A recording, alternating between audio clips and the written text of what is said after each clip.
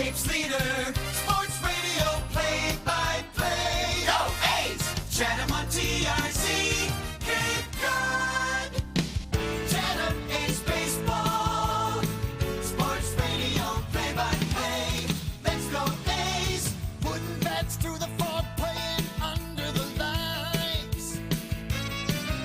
The stars of tomorrow shine tonight.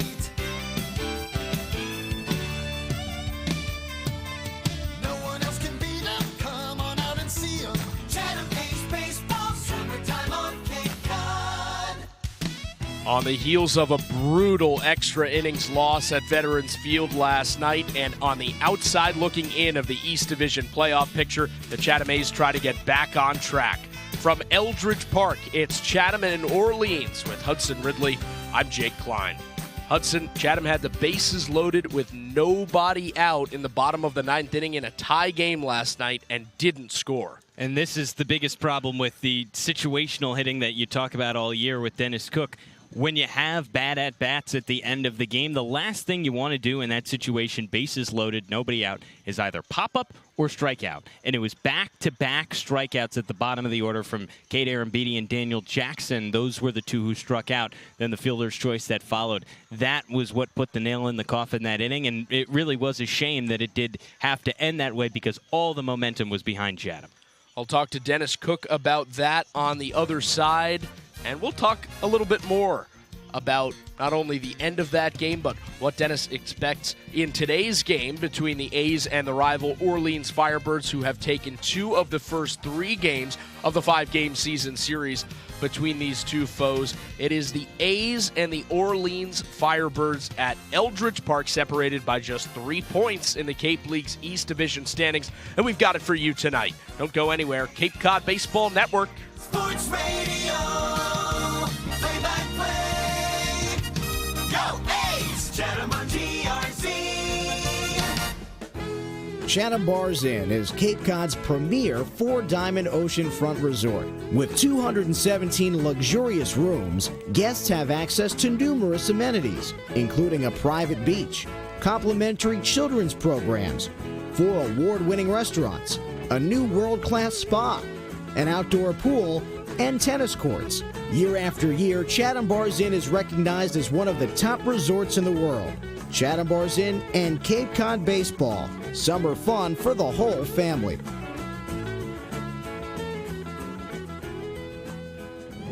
Welcome back on the Anglers Extra pregame show. Almost time for game 26 of the Cape League season, where Chatham visits Orleans. And it's time for the Manager's Show with the Chatham skipper, Dennis Cook. I'm Jake Klein. Dennis, you fall 4-2 last night in extras to Cotuit. When you had the bases loaded and nobody out in the ninth, what did you see from the dugout? We swung at some bad pitches. Didn't get the job done, is what I saw. I mean, it's just as simple as that. We just didn't get the job done. I feel like we have to have a lot better at bats there. That was a tough one to take. How do you balance the idea of Cape League players getting their at bats in front of scouts versus late game, close game situations, bunting, moving runners? How do you balance those two? Well, I just think you just play baseball. I don't feel like we've catered to the scouts really as far as at bats go. So no, I don't think that we cater to them at all. I think that we just play baseball. And last night, just for example, with the bases loaded, we're not going to try to bunt or squeeze with Cade, because he's probably never done it since he was 6 years old, and DJ's probably never done it since he's 6 years old. And then we got 2 outs and can't do it with 2 outs. So we're just playing baseball the best we can. When you turn to Jacob Turner after that long relief appearance from Josh Swink, his first Cape League appearance, what were your thoughts bringing him in for his first time in this league in that situation? Well, we got 11 pitchers, and it was his day to pitch, so I thought he did great. I thought he did a good job. first time out, he threw strikes, and that's what we were looking for the most part, and he'll get more opportunity. Why do you choose to go with the strategy of lining up a certain number of pitchers on days and just going with them no matter the situation? Well, so we can give them work days in the middle, so they can not just pitch in games, they can have work days, bullpen days, and get better, so we can send them back better to their schools. What do you think are the pros and cons of that strategy versus having designated relievers, designated closer, things like that? Well, it's not for me to say who's going to be a designated starter or reliever when they go back to school, so they all might be starters. So the best thing we can do is extend them innings-wise and give them the best chance to be a starter when they go back to school. Chatting with Dennis Cook before the A's take on the Orleans Firebirds at Eldridge Park. Today you turn to a first-time starter in Gavin Jones. He's thrown just over 4 innings for you so far. What has your assessment of Gavin been? I like Gavin. Gavin should be a strike thrower. He was at school, and I think he's going to do good today. I'm excited for him. You brought him in last night as a pinch runner on third base. What was the thought process behind that? Well, he used to be a two-way player. He was an outfielder also in junior college, so we figured he knew how to run the bases, and he is a little bit faster than Chase, so he just give us a better chance to score a run on a pass ball or a bobbled ball in the infield. How do you think his two-way experience at McLennan Community College has helped him as a pitcher? I don't know. I know as a two-way player, it helped me a lot because I could tell what a hitter was thinking by watching him because I had been in his shoes previously whenever I was hitting. So it can help him, and I'm sure it does help him. How did it help you? Well, just being able to see what the hitter's doing when I'm pitching, I could tell what he's trying to do with the ball. He's trying to pull the ball. He's pulling off the ball. Is he, sitting on breaking ball, sitting on fastball? Is he looking inside, outside? I could just tell it. So it helped me a lot. You also make a couple of changes to the lineup today. You've got Jackson Freeman up top and Ashton Larson out of the lineup. What went into that decision? I didn't like Ashton's at bats yesterday. I thought they were the first 3 of them were pretty lazy at bats, so I just thought he was a little tired. So I'm gonna give him a day off, and he'll be back in there tomorrow. How do you determine when a player needs a day off? I just watch him. I mean, he didn't look like he was. He has a lot going on. He's in the portal. He signed with Texas yesterday, so his head probably wasn't all there last night, which is understandable. So I just thought I'd give him a day off today, let him clear his head, and he'll be right back in there tomorrow. Any conversations with Ashton about joining your former team? No, I just think he made a good choice. University of Texas is a great place, and I think he'll do good there. And there's Dennis Cook, the former Texas Longhorn on the Manager's Show. Dennis, thanks for the time. Thank you. Back to Hudson for the rest of the Anglers Extra pregame show.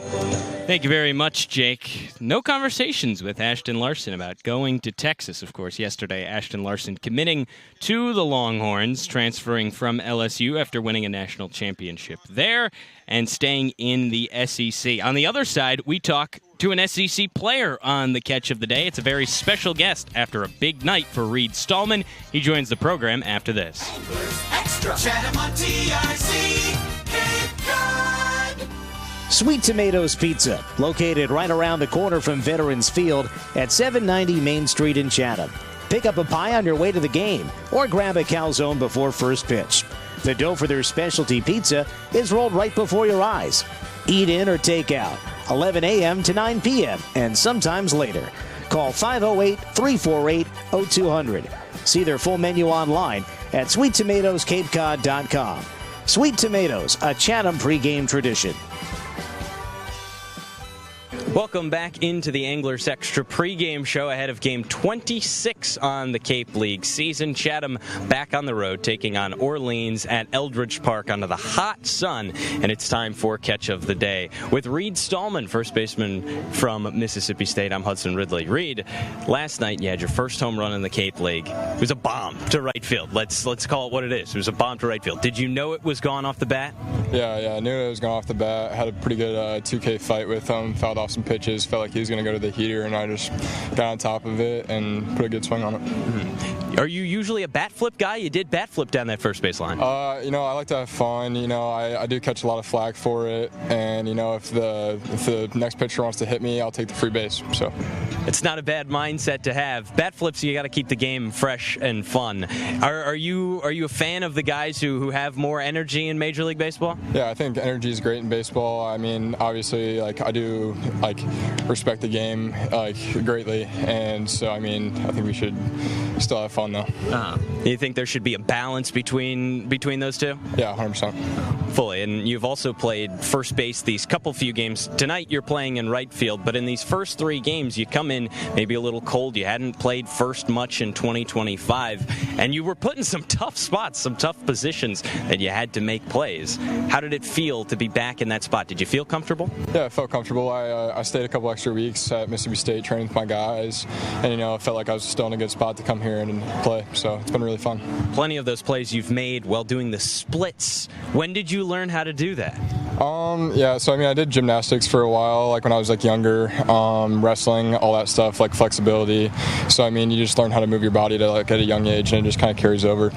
What events did you do in gymnastics? I don't know. It was young. I was 8 or 9. It was not too much. Mainly just messing around on the mat. But it teaches you that flexibility. Can you do the splits side to side? I don't know. I haven't really tried it, so I don't know. Do you think it makes first base easier to play when you can do that? Yeah, if we got Suave or any of those guys making tough plays in the 5-6 hole, and they got to make a long throw, it's a lot easier to go out and get it instead of having to make that kind of tough in-between pick. So. And now you're in right field tonight. Do you feel more comfortable in the outfield or at first? 100% at first. Last year was the first year I played outfield, and I felt like my guys out in the outfield really helped me just understand it, how it's coming off the bat, because it's coming off the bat a lot different from when you're younger. So playing there for the first time in a long time is something you got to get used to, and felt like they did a great job of getting me ready.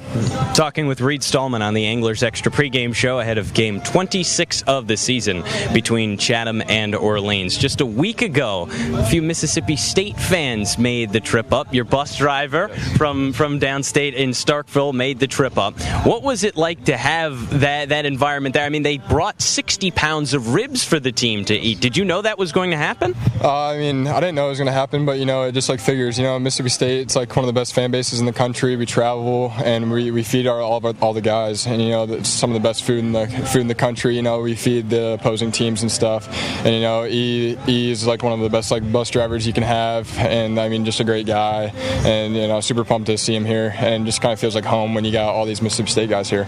Everett Kennard, one of the many tailgaters, him and his wife made their way up, made those 60 pounds of ribs, and also have that tailgate during the season for fans. What's it like to play in front of the atmosphere at Mississippi State? It's just electric. It's just awesome having that sort of community behind you. So you can go out there and play free and easy when you know that you got that type of fan base. You made the decision to transfer there from Campbell. Did that weigh into the decision at all? Yeah, 100%. That's what I wanted to do. I wanted to play in front of the best fans in the country, and so that just felt like an awesome spot. Now we just get back to it next year.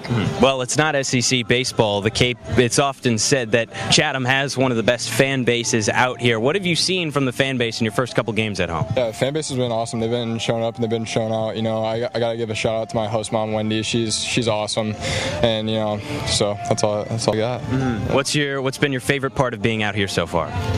Probably, yeah. I've never been out to the East Coast, so all of it's very new. I really enjoy the food so far that I've had, and just being out here with my guys out here. Favorite spot yet? I think Sweet Tomatoes. It's the local spot. I've really enjoyed going there and getting a chicken parm pregame. I think we're 4 for 4 now on Sweet Tomatoes on the Anglers Extra pregame show for a shot. We'll read that's all the time we got. Thank you very much for joining us. Thank you so much. Appreciate you. Alrighty, back to Jake Klein with the rest of your Anglers Extra pregame show. Jake? All right, Hudson. It is Chatham and Orleans coming up in just a couple of moments from Eldridge Park. We've got your lineups, your pitching matchup, and a whole lot more straight ahead. Anglers Extra. Chatham on TIC. Cape Cod. Year after year, Cape Cod League Baseball and Chatham Bars Inn have been synonymous with summer on Cape Cod. The Inn has offered clam bakes, beachside barbecues, and oceanfront dining since 1914. The new Beach House restaurant at Chatham Bars Inn is open daily for breakfast, lunch, and dinner. Visit Chatham Bars Inn at www.chathambarsin.com. Chatham Bars Inn and Cape Cod Baseball. Summer fun for the whole family.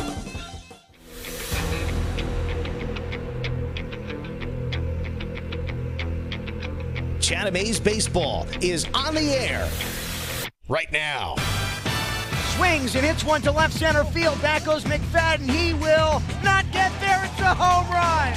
A grand slam for Todd Frazier. Chugging into second base with an RBI double is Evan Longoria. He is 4 for 4. Hit on the ground, left side. Will it get through? Off Crawford and into center field. Federovic scores and Chatham wins it in 11. The game-winning hit from Seager. It's a 5-4 Chatham winner. And now, with your play-by-play, Jake Klein and Hudson Ridley.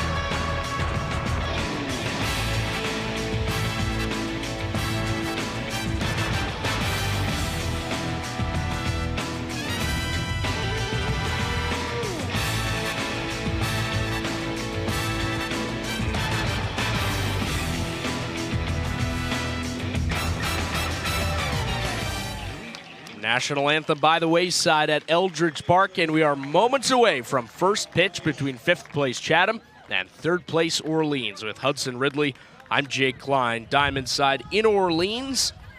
Firebirds starting to take the field in their home white uniforms. They've got the white caps with the black O logo on the front and the red cardinal sticking through the middle of the O. Red brims, white sleeveless jerseys with Firebirds scripted in red across the chest, red numbers front and back, and the black undershirts with the white pants. Chatham in the road uniforms, royal blue hats with the red A fishhook logo on the front, red bills. Royal blue jerseys with the white Chatham script across the chest, red numbers on the front, white on the back, and the gray pants. Hudson has your starting lineups presented to you, as always, by Chatham Clothing Bar. Hudson. Sure do, Jake. Jackson Freeman, the new leadoff man for the first time this year for the A's. He plays in center field with Daniel Jackson batting in the 2-hole. Then it's Reed Stallman who moves up in the order to the 3 spot, and Chase Freilich bats cleanup. Roman Martin, who gets the start at 3rd, hits 5th, with Jake Hanley, the left fielder, batting 6th. It's Isaiah Lane in his usual 7 spot with Gavin Gallagher in the 8-hole and Noah Miller rounding out Dennis Cook's order for the A's. Then for Orleans, Anthony Potestio, the usual leadoff man for the Cardinals, gets things started, followed by Alejandro Garza in the 2 spot and Elijah Iquez in the 3-hole. Robbie Levy, the power hitter, in the cleanup spot with Ryan Kucherak DHing in the 5-hole. Cashel Duggar, the 6-hole hitter and catcher today for the Cardinals, rather the Firebirds, with Dawson Bryce in the 7 spot. Jonathan Mendez bats 8th, and Michael Crossland, the center fielder, rounds out the order. Jake, you have our pitching matchup presented by Red Nun Bar and Grill. For Orleans in the top half of the first, the starter is Jake Bean, right-hander, 6'2", 180 pounds, a junior to be at Louisville. He transfers there from Kent State. It's his first start and second appearance of the Cape League season.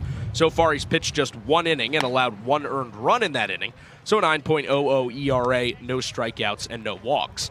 For Chatham, it is the 6'1", 209-pound lefty Gavin Jones, junior to be at Oklahoma. 4th appearance and first start tonight. 4 1/3 pitched so far, and an 8.31 ERA. 3 strikeouts and 1 walk for Gavin Jones. That's your pitching matchup presented to you, as always, by the Red Nun Bar and Grill. Jackson Freeman steps into the left-handed batter's box to lead it off against the right-handed starter, Jake Bean. Comes to a set. First pitch is a fastball called a strike. Outside corner, 0-1. It is 82 degrees and sunny in Orleans. First pitch right on the nose at 6:30. Time and temperature presented by the Chatham Athletic Association. Right-hander Bean winds again. The 0-1. Outside with a breaking ball. A ball and a strike on Freeman. Umpires for today's game. Mickey Garcia works home plate. Jeff Merzell on the right side of the infield. Mike Rabideau on the left. Those are presented by Chatham Paint and Hardware. 1-1 pitch to Freeman. Fastball skied into medium depth left center field. Robbie Levy drifts over, and the left fielder reaches up in the gap to make the catch. One gone. So Freeman flies out, one up, one down for Jake Bean, and we'll get you the Orleans defensive alignment presented by Short and Sweet Ice Cream. Robbie Levy, you just heard from him, he's in left. The center fielder is Michael Crossland, and Anthony Potestio is in right. Alejandro Garza plays third, Elijah Iquez at short, Jonathan Mendez second, and Dawson Bryce first. The UCLA catcher is Cashel Duggar. Right-handed hitting Daniel Jackson in. First pitch. Breaking ball misses off the plate. Jackson bends out of the way of it. It's 1-0. The sun beaming over Eldridge Park, high above the right field corner. 1-0. Fastball pings the outside corner, called a strike. It's 1-1. It's been in the upper 80s on the lower Cape all day. Temperatures finally starting to drop down into the 70s nearing game time. 1-1. Fastball called a strike. Right at the letters on the outer third. It's 1-2. Shadows cast by the trees beyond the right field foul pole, streaking across right field toward the second base position. 1-2. Downstairs with the breaking ball, blocked in the dirt by Cashel Duggar. 2 balls, 2 strikes. Eldridge Park lives up to the baseball diamond. The outfield fence comes to a point in dead center field, 434 feet from home. 2-2. Upstairs, but Jackson checks his swing and fouls it off. Skips to the backstop off the handle of his bat. Stays 2 balls, 2 strikes. So 434 feet to dead center field. That is 14 feet further than any major league park. Only 314 to right and 300 to left. Bean winds up again. 2-2. In the dirt, 3-2. Bean, the right-hander, just finished up his second season at Kent State, the alma mater of a couple of Chatham legends, including Thurman Munson. Now deals 3-2. Fastball whacked foul on the ground wide of third base near Brett Doe in the coaching box, and the count stays full on Jackson. Bean announced a couple of weeks ago he'll transfer to Louisville for his junior season ahead of his draft year. Makes his first start tonight for Kelly Nicholson and the Firebirds. It'll be another 2-2 pitch to Jackson. Here it is. Fastball down and away, and it's ball 4. Daniel Jackson walks after a 7-pitch at bat. Chatham has its first base runner as Jackson trots to first with 1 out. Right fielder, number 55, Reed Stallman. Still no score in the top of the first. A's have a runner on first with 1 out. And the left-handed hitting Reed Stallman comes up. He's in right field tonight after playing his first 3 games at first base. First pitch. Breaking ball lined toward the right field corner, but it drops just foul. Nearly extra bases for Reed Stallman. And Jackson, by the time it landed, had already wheeled around second and was halfway to third. It seems like Stallman is seeing everything. He has had hits in all 3 games that he's played in for the A's. Last night had his first home run. It feels like it's coming very easy to him rather quickly in comparison to most other hitters with these wood bats. Launched a home run over the right field fence at Veterans Field last night. Bean set. 0-1 pitch. Breaking ball catches the outside corner. Called a strike by Mickey Garcia. 0-2. Stallman flipped his bat way up there last night as he trotted down the first base line. Hudson, when you talked to him today, he said he respects the game, but he's going to have some fun when he can. He said if the pitcher wants to hit him, he'll take first base. The pitch. Upstairs with the fastball. 1-2. I respect that attitude. That's a guy who plays for the team. You want to get a free base on a hit by pitch? Be my guest. It was Chatham's 13th home run of the Cape League season. That's the second lowest figure in the 10-team league. Jackson off of first with 1 out. 1-2 from Bean to Stallman. Breaking ball line caught at first, and Bryce steps on the bag for the double play. Oh, Stallman smoked it, and the first baseman, Dawson Bryce, reached up, snared it out of midair, and with Jackson caught off of first base, it was an easy 3 unassisted double play that ends the inning. So Chatham gets a 1-out base runner, but Stallman lines to first into the double play, and the A's don't score. No hits, no errors, and after the double play, nobody left on base. After a half inning of play at Eldridge Park, it is Chatham nothing and Orleans coming to bat. Gavin Jones comes out to make his first start of the Cape League season when we come back on the Cape Cod Baseball Network. Sports Radio, play-by-play. Go A's! Chatham on TRC.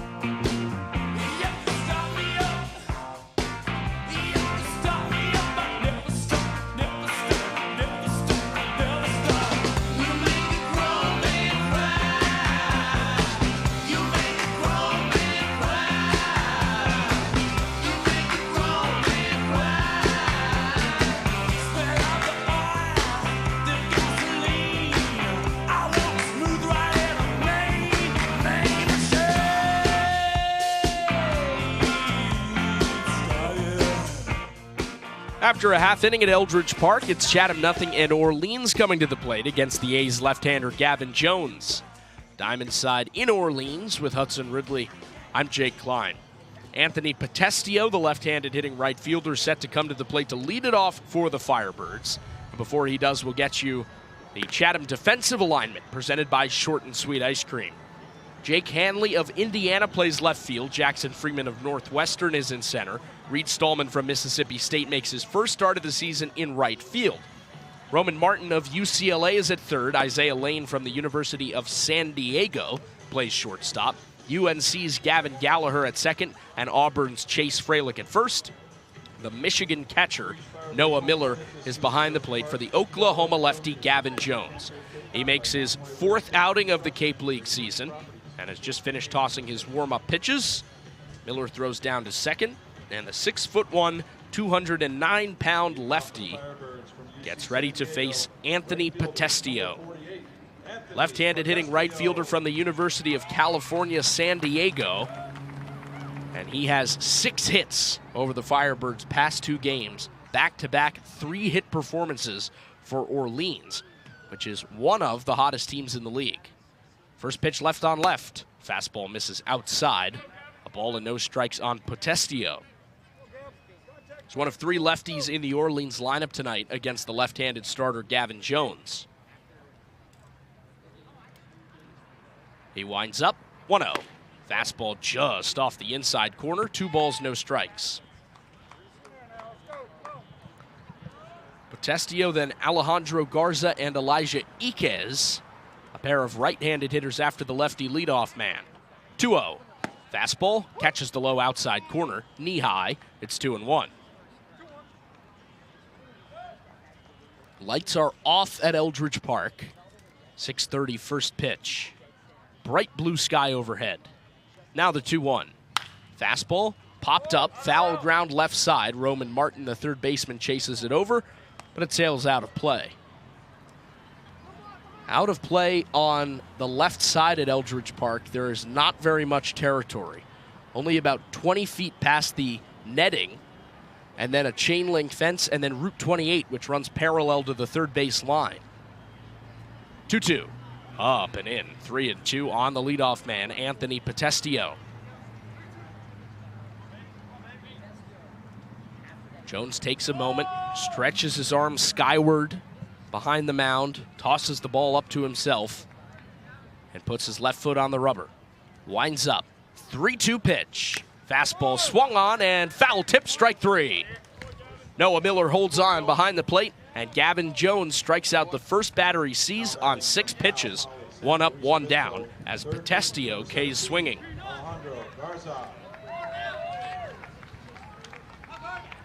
So nobody on and 1 out in the bottom of the first. Still scoreless at Eldridge Park. And the right-handed hitting Alejandro Garza digs in. Third baseman out of Cal Poly. First pitch. Fastball swung on and tipped foul. 0-1. Garza was a regular starter early in the year for Orleans. He started the first game between these two teams at Veterans Field on July 3rd in the 5-hole. Has not started against Chatham in the 2 games since then. 0-1. Fastball clocked towards center. Freeman sprints in. He lets it drop in front of him. And it's a 1-out single for Alejandro Garza. He makes his first start in 7 days and hits a single on the second pitch he sees. It's a good way to get yourself back in the lineup. Just like Chatham in the top of the first, Orleans has a 1-out base runner in the first hit of the game. And now Elijah Iquez stands in. Right-handed hitting shortstop from Hawaii, who's been a mainstay in the middle of the order for Orleans. Lefty Jones set, looks at the runner at first. First pitch. Fastball called a strike. Inside corner, 0-1. Orleans' lineup as a whole has been a rare picture of consistency in the Cape League these days, but particularly Iquez in the 3-hole and Robbie Levy in the cleanup spot. 0-1, a pick to first before the pitch, and Garza dives back safely without a tag from Freilich.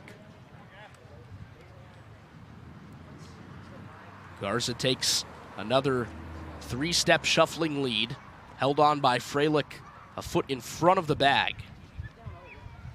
Lefty comes set.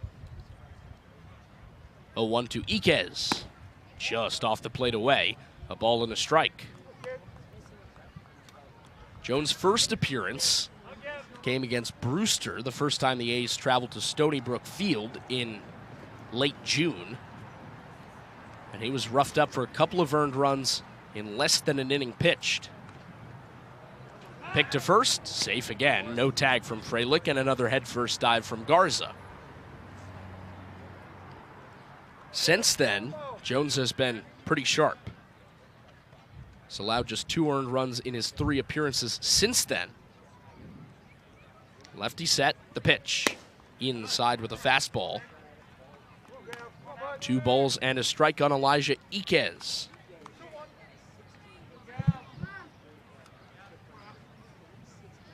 Left-hander tufts at the bill of his hat.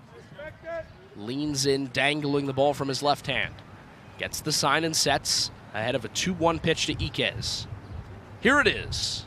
Fastball lined over second and into right center field, a base hit. Garza storms around second and heads for third. Iquez going for second. The throw in is in plenty of time. Lane tags him out. Throw to third, safe. So Iquez singles but gets thrown out trying to stretch it into a double. Garza does go first to third. Chatham gets the second out, 8-6. And now Orleans has a runner 90 feet away from the first run of the game with 2 out. And the left-handed hitting Robbie Levy steps up. A smart play by Freeman in center to throw behind the lead runner. Iquez tried to catch him napping.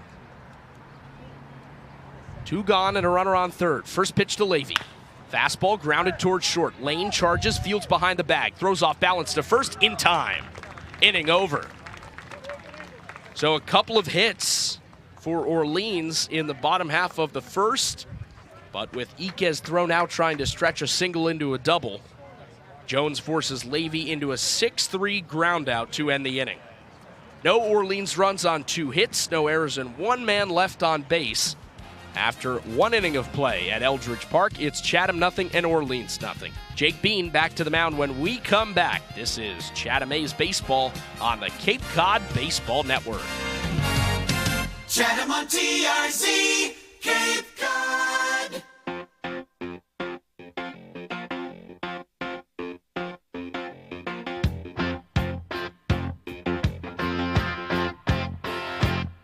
What I want, you've got, and it might be hard to handle.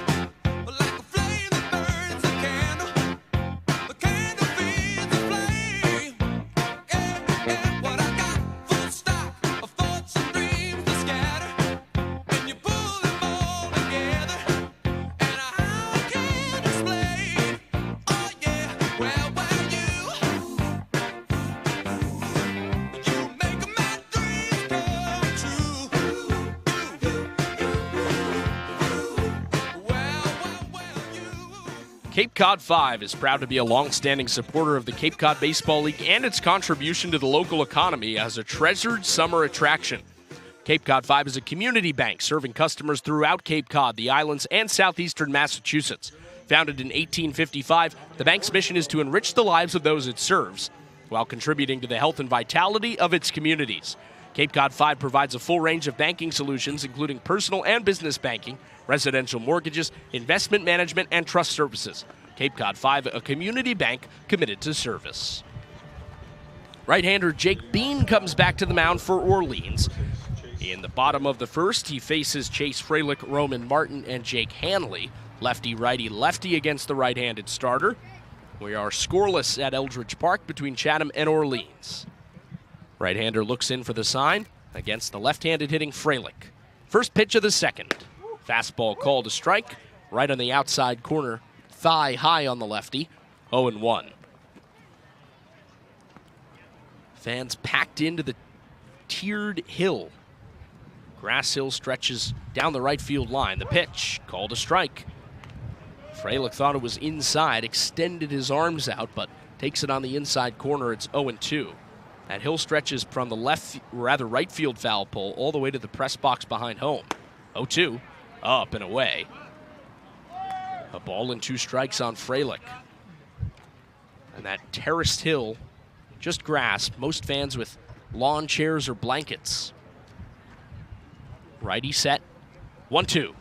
Breaking ball, grounded hard, foul, wide of third.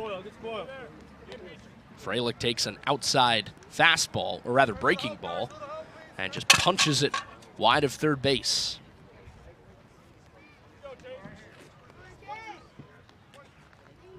Right-hander sets again. 1-2 again. Fastball grounded towards short. Iquez to his left, fields behind second, slings to first in time to retire Freilich.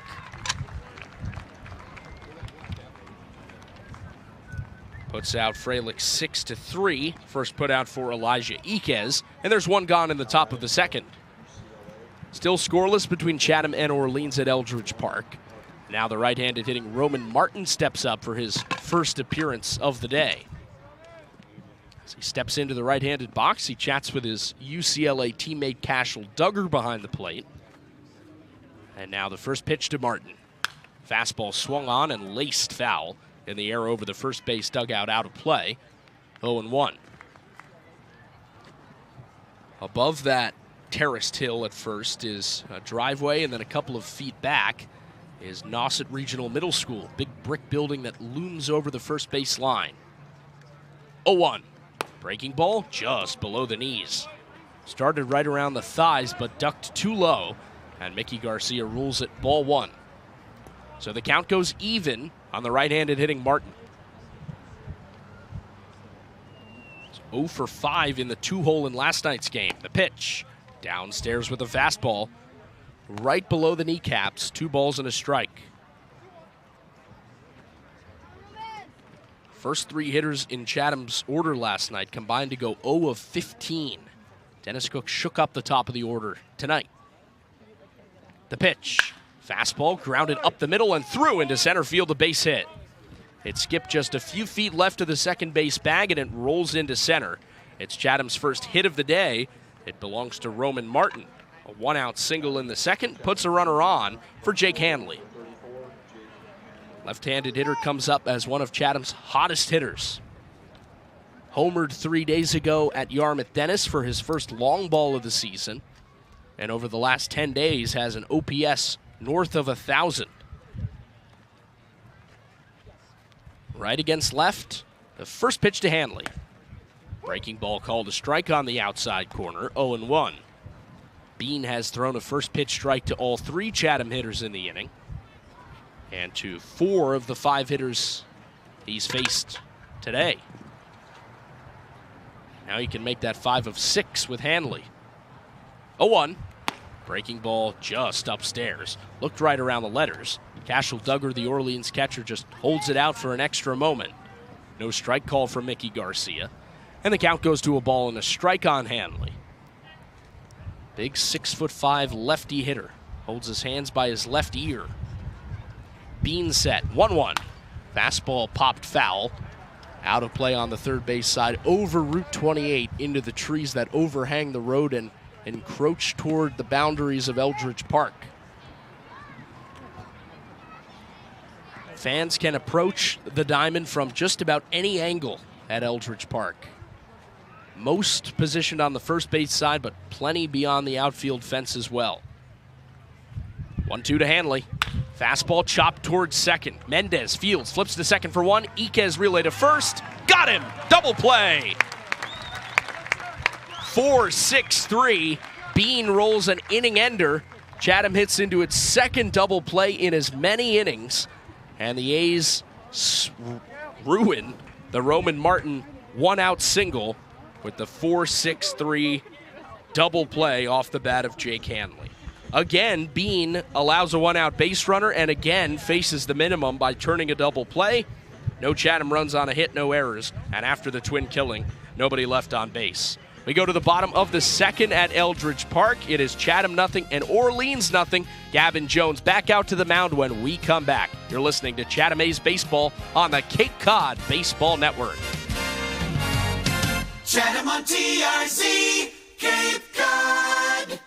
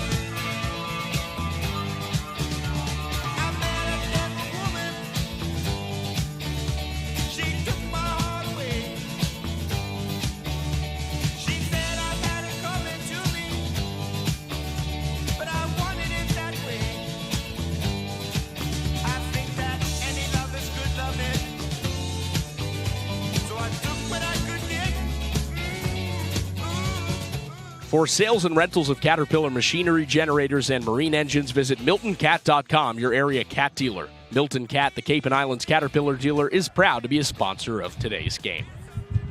With Hudson Ridley, I'm Jake Klein, back at Eldridge Park as we start the bottom of the second. And Orleans sends the 5, 6, and 7 hitters to the plate against the Chatham left-handed starter Gavin Jones. First pitch to Ryan Kucherak, swung on and missed. He offered over a breaking ball, 0-1. Kucherak is the right-handed hitting designated hitter from Northwestern. Originally set to start tonight's game at second until a last-minute switch from manager Kelly Nicholson. 0-1 to him. Fastball just off the plate outside. Earns a reaction from the Chatham dugout on the third base side. And it's a ball and a strike on the right-handed hitting Kucherak. Lefty looks in, winds up. 1-1 pitch. Fastball off the plate inside. Backs Kucherak almost all the way out of the right-handed box. 2 balls and a strike.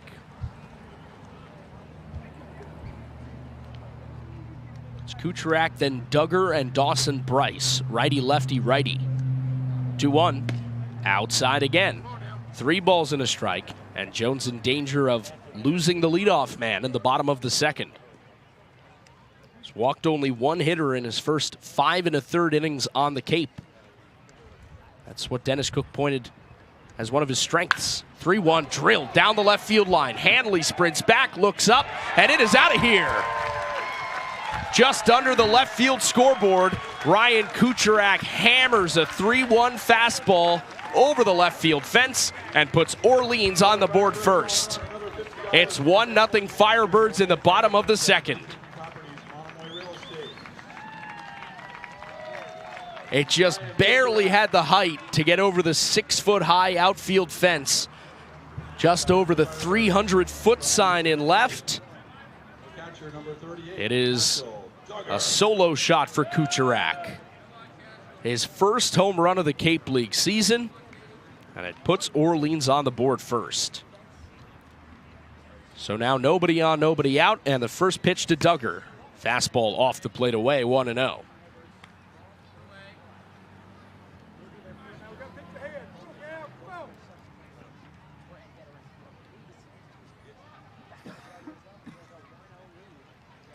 Lefty's 1-0 pitch. Downstairs below the knees. A ball and a strike. Or rather, 2 balls, no strikes on Cashel Duggar.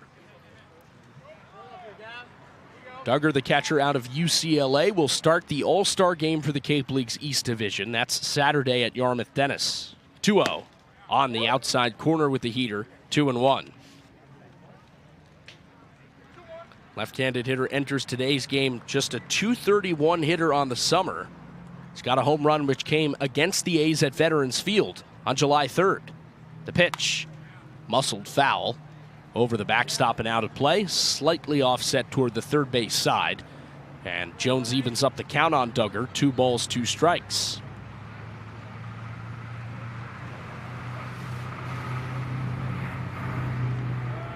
Lefty comes set again, 2-2. Fastball chopped softly towards first. Fralick scampers over to get it, flips to Jones, race to the bag. Jones wins it. He was slow to get over. And as Fralick flipped it to him, he caught it still on the infield grass. At that point, it was a foot race between Jones and Duggar, and Jones got to the first base bag just a half step before the base runner. That's the first out, 3-1.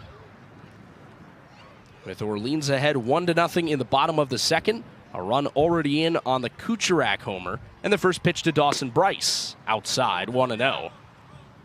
On that play where Jones had to cover, too, that's the best part about having Gavin Jones. He's a former two-way player at community college, and then he makes his way into this Chatham pitching staff where last night he even pinch ran. The pitch, upstairs, 2-0 on Bryce. And he won't hit in his time in Chatham. That does seem to be the case. But the athleticism is certainly there. If you're taking a guy that you have in your lineup out to put a pitcher in, that does say something about his athletic ability. Lefty's 2-0 pitch. Fastball hammered, dead center field, but it's real deep out there. Freeman trots back, settles under it, and makes the catch.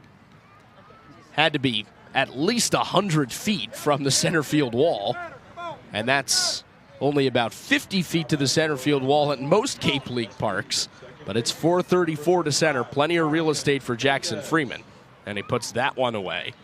Bryce flies out to center for the second out. And now the right-handed hitting Jonathan Mendez digs in. He's the 8-hole hitter and the second baseman from the University of California, Santa Barbara. First pitch, down and in. Skips in the dirt, picked on a hop by Noah Miller. A ball and no strikes. Mendez, a 200 hitter in 13 games. He is 8 of 40. Upright in the back of the right-handed box. 1-0. Down and in again. This one Miller grabs just above the dirt. 2 balls, no strikes.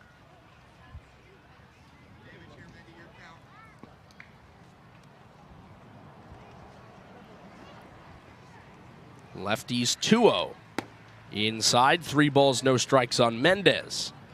The on-deck batter is Michael Crossland, the center fielder from UCSD. Jones takes a moment to walk off the back of the mound, stretches his arms into the air, resets, now takes the mound. Wind up and the pitch. Outside, ball 4. It's a 4-pitch walk of Jonathan Mendez. Just the second free pass issued in 6 innings pitched for Gavin Jones on the summer. Mendez takes a stroll down to first. He's aboard with 2 out. And now Noah Miller, the Chatham catcher, jogs out to the mound to chat with Gavin Jones. The 9-hole hitter is at the plate, Michael Crossland. Right-handed hitter batting just .127 on the season. 7 hits in 55 at-bats, but he's been the primary center fielder for Orleans this summer. Lefty comes to a set. Looks at first. Now the pitch. Fastball inside. 5 straight balls out of the left hand of Gavin Jones. Gets some words of encouragement from his dugout as the runner leads off of first with 2 out. Jones looks his way, now comes home. Runner goes. Fastball inside, and it hit him. It just barely clipped the shirt of Crossland right in front of his chest. didn't even make contact with his body, but Mickey Garcia pinches at his own umpire jersey behind the plate to signal that hit him in the clothing. So Crossland goes to first. Mendez up to second. 2 on with 2 out for the leadoff man, Anthony Potestio, back up for the second time. Lefty deals. Fastball looped towards short. Lane sprints out. It drops in front of Hanley, a base hit. The runner's coming home. Hanley hesitates on the throw, now throws. It's offline. It skips to the backstop, and the other runners move up to second and third.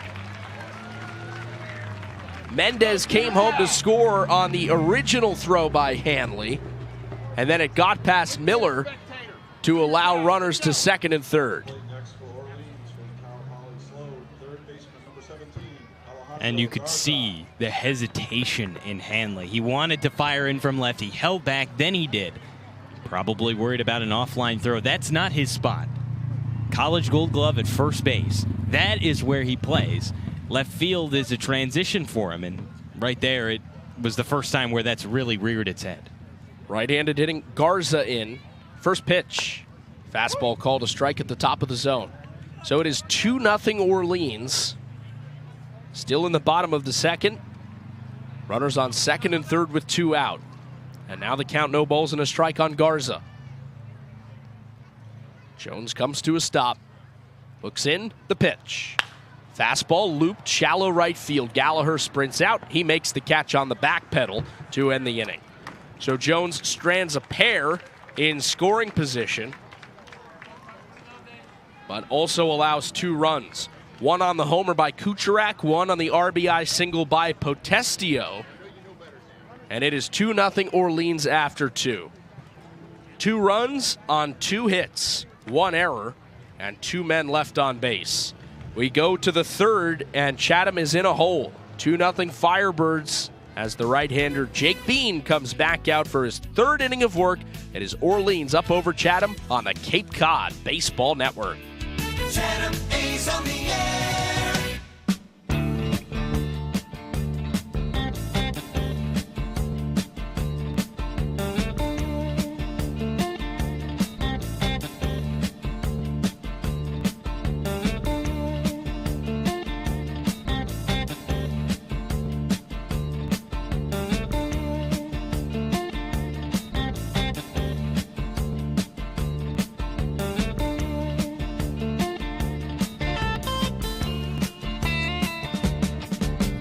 Shiver in the dark, it's raining in the park, but meantime, sound of the river, you stop and you hold everything. A band is blowing Dixie, double fall time. You feel alright when you hear the music ring.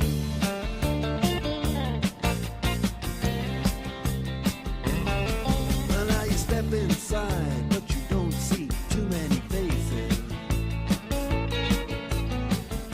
Coming in out of the rain. As a proud sponsor of the Cape Cod Baseball League, the Massachusetts State Lottery is celebrating the games we love, from the baseball diamond to the post-game Keno with friends. The lottery helps support all 351 cities and towns across the state. The Mass Lottery, celebrate the night with Keno. Orleans is staked to a 2-0 lead as we head to the third at Eldridge Park. Jake Bean, the right-handed starter, back out, faces Isaiah Lane, right-handed hitter. First pitch, breaking ball loops over the heart of the plate, called a strike. It's 0-1. Chatham got 1 out, base runners aboard first in each of the first 2 innings, but then the ensuing batter both times hit into a double play. 0-1, chopped foul wide of third. Just a step past the third base bag into foul ground. Alejandro Garza, the third baseman, fielded it, popped up like he was going to throw, but once the left side umpire Mike Rabideau threw the hands up, he held that throw. So now Lane in an 0-2 hole. Bean has faced the minimum through 2 innings. Has a 2-0 lead on his side as we start the third. The 0-2. Fastball muscled foul in the air over the first base side dugout onto the grassy hill populated with fans. As the sun in that direction starts to sink lower toward the horizon past the right field corner. Lane in the right-handed box, staring almost directly into that sun. Now he looks out. 0-2. Upstairs. A ball and 2 strikes. You can see that sun beaming right onto Lane's face as he steps into the box just until he turns his head out toward the mound. Shadows cast by the trees in right, creeping toward the back of the mound. 1-2. Inside. Lane bends out of the way of a breaking ball. 2 balls, 2 strikes. The shadows cast by the trees beyond the right field foul pole have now crept across the entire infield, stretching from the right field corner all the way to Garza at third base. 2-2. Fastball lined over second and into right center, a base hit. Lane takes a hard turnaround first. He chops his feet and stops there. Isaiah Lane leads off the third with a single. He's aboard with nobody out. It's the second hit of the day for the A's. Down 2-0 in the top of the third. And now Gavin Gallagher steps in. Right-handed hitting infielder from North Carolina, who went 0 of 3 at the bottom of the Chatham order yesterday, bats 8th today. Right-handed Bean set. Looks at first pitch.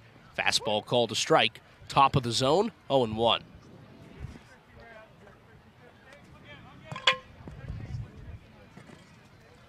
Gallagher was pinch hit for in the 9th inning yesterday by Daniel Jackson.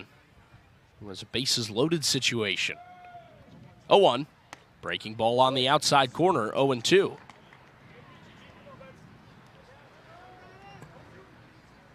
Gallagher was set to bat with the bases loaded and 1 out in a 2-2 game in the bottom of the 9th last night at Veterans Field before Dennis Cook pulled him. 0-2 his way. Breaking ball grounded back to the mound. Bean jumps up to grab it, throws to second for 1, relay to first, double play. Chatham hits into its 3rd twin killing of the game. This one goes 1-4-3, and the leadoff single erased. And the A's already lead the league in the category of hitting into double plays. This will not help in that category at this point. Right-handed hitting Noah Miller stands in. He bats with nobody on and 2 out following the double play. Right-handed Bean set. The first pitch. Breaking ball lined left side. Caught by Iquez at short as he sprints toward the gap between short and third. Couple of hard hit balls in the inning, but another double play as well. Chatham is now tops in the Cape Cod Baseball League with 22 double plays grounded into. The next closest team, Katuitt, has 18 of them. No runs on a hit, no errors, and nobody left on base to the bottom of the third at Eldridge Park, and Gavin Jones comes back out. It's 2-0. Firebirds over the A's on the Cape Cod Baseball Network. Chatham A's on the air.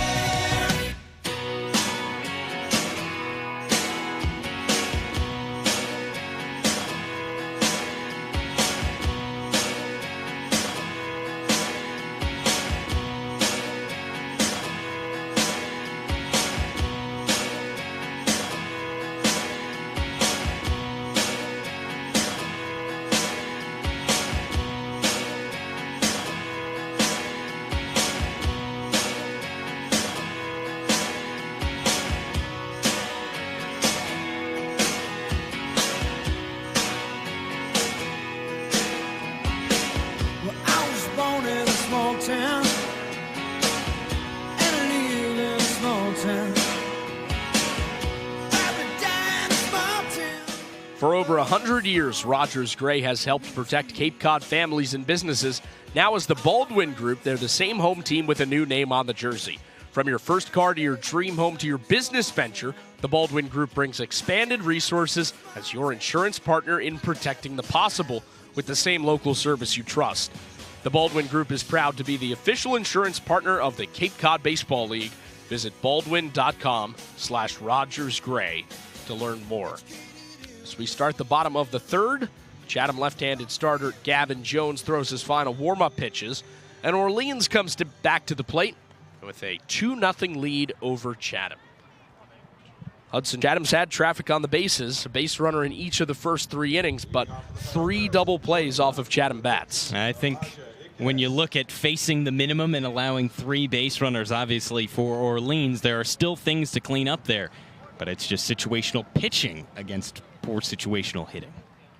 First pitch to Iquez. Fastball called a strike, upper outside corner, 0-1.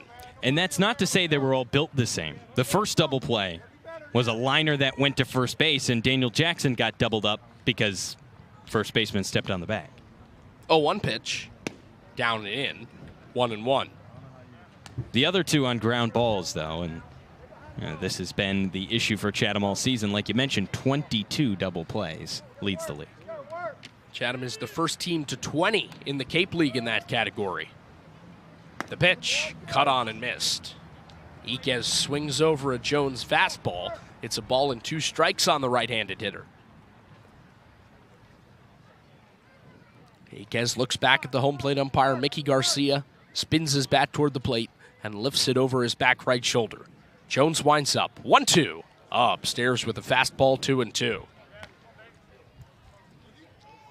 Iquez followed by Robbie Levy and Ryan Kucherak in this inning. 3, 4, and 5 for Orleans. Righty, lefty, righty against the left-handed starter. The windup and the 2-2 pitch. Upstairs again, 3-2. Jones had only walked 1 hitter in his first 6 innings before he walked Jonathan Mendez in the second and then hit Michael Crossland, the next hitter. 3-2, down and in, ball 4. Second walk issued by Jones. Jay Powell slams his clipboard down on the railing of the Chatham dugout. He's the A's pitching coach, frustrated after Jones issues his second walk of the day. Orleans has the leadoff man on, and now the left-handed hitting Robbie Levy steps up. Grounded out to short his last time up on a chopper up the middle, which Isaiah Lane fielded and threw to first. Iquez takes his lead with nobody out. Left against left, the first pitch from Jones. On the way. Swing and a miss at a fastball, 0-1. The 2 Orleans runs in the second came on a homer by Kucherak and an RBI single by Potestio,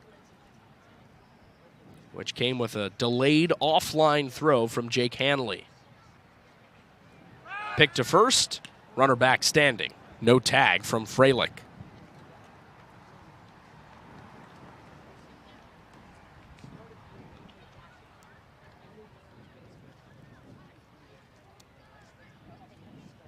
Left-hander sets again, looks at first. The pitch, runner goes, pick to first, throw over to second, in time. They got him. Gavin Jones picks off the runner. Iquez took off as the lefty threw to first, and then Freilich just had to toss to Lane. Iquez caught stealing for the first out. He's made a couple of base-running blunders in the game now. He was caught trying to stretch a single into a double in the first inning, now caught stealing in the third. 0-1, up and away. 1-1 on the left-handed hitting Robbie Levy.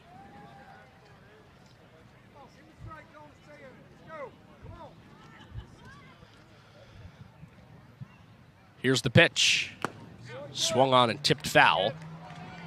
A ball and 2 strikes on Levy.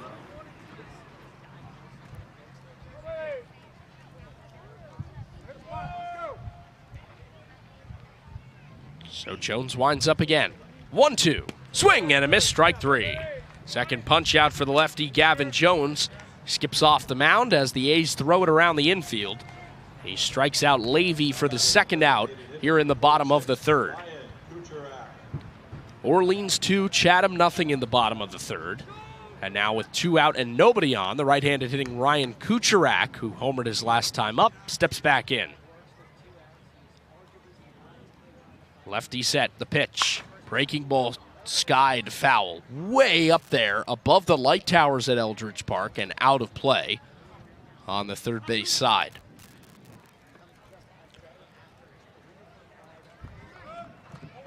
Kucherak's line drive homer over the left field wall by the pole put the Birds on top.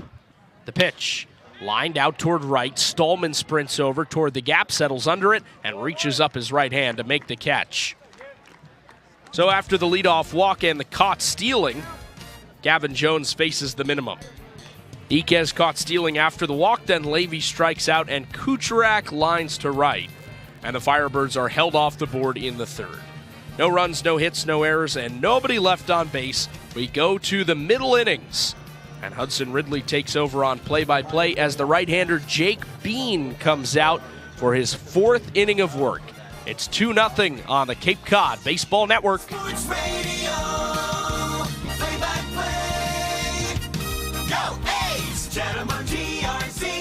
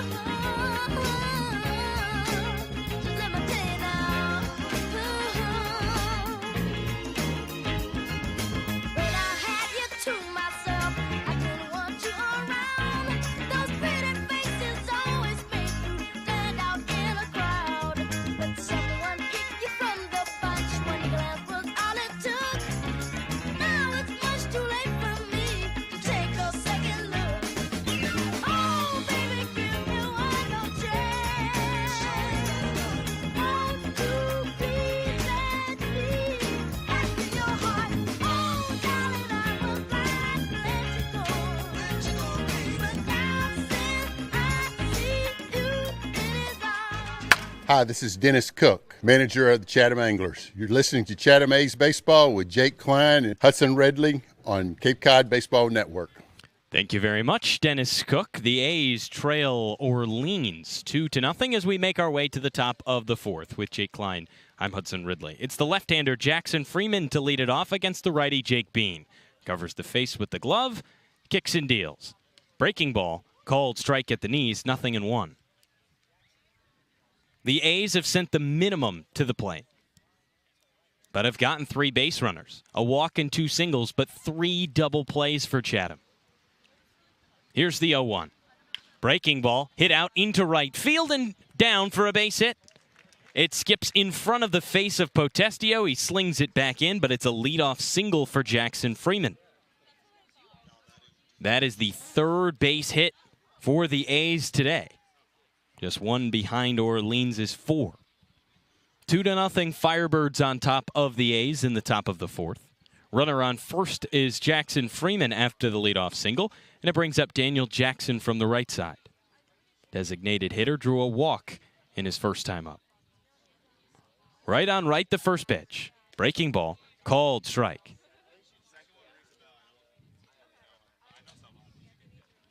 Jackson had the night off last night for most of the outing.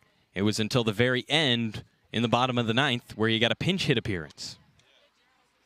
0-1, breaking ball, popped up, flied out into right field. Back on it goes Potestio in the corner, and he loses it. It goes into the fans. It was high and drifting towards the right field foul pole, and the longer it hung up, the further towards the right it went. Initial contact, he kind of skied it. Potestio and right even started in, but as that ball continued to travel and hang up in the air, it slowly drifted out foul. Still 0-2 on Daniel Jackson. Stands back in from the right side. Freeman leads off of first, being held on by Bryce. 0-2 pitch.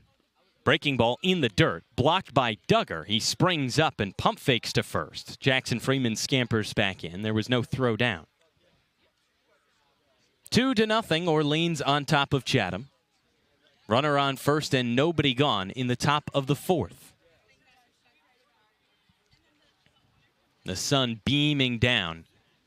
Shadows being cast by the light poles that are now on at Eldridge Park. 1-2. Swing and a liner ground ball over the glove of Garza at third and out into left field. Freeman holds up at second base, and it's back-to-back singles for the A's. Daniel Jackson moves the runner station to station. Garza was in the right positioning, but then a tough hop on the infield ate him up. Bounced over the top of him, and on that hot shot, it rolled all the way to Levy in left field. So now it's runners on first and second, nobody gone for the A's. And Reed Stallman stands in from the left side.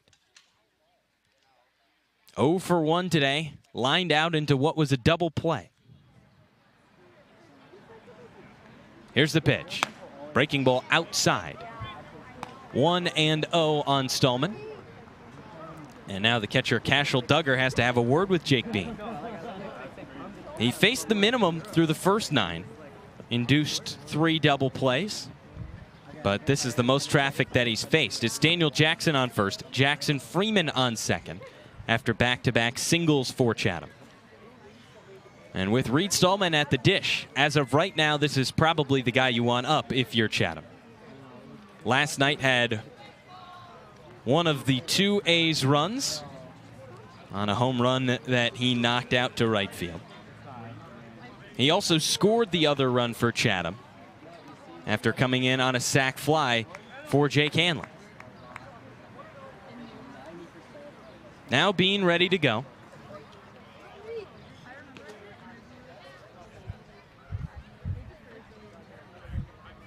Checks the runner.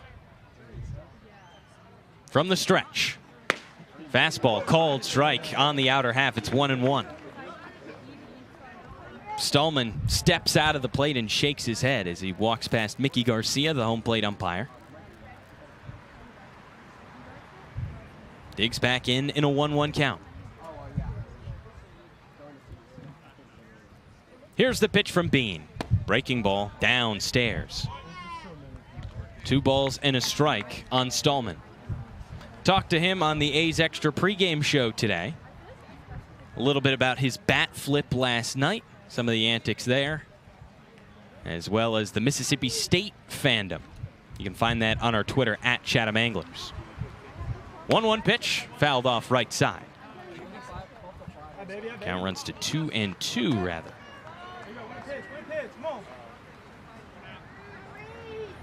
And now the glare is extra big. The sun has not yet set behind the big school building that stands off to the right of Eldridge Park. And as of right now, it's in perfect trajectory to burn your retinas. Here's a 2-2 pitch.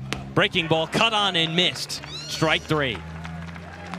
Stallman went over top of the breaking ball for Bean. It's the first K of the day for the right-hander.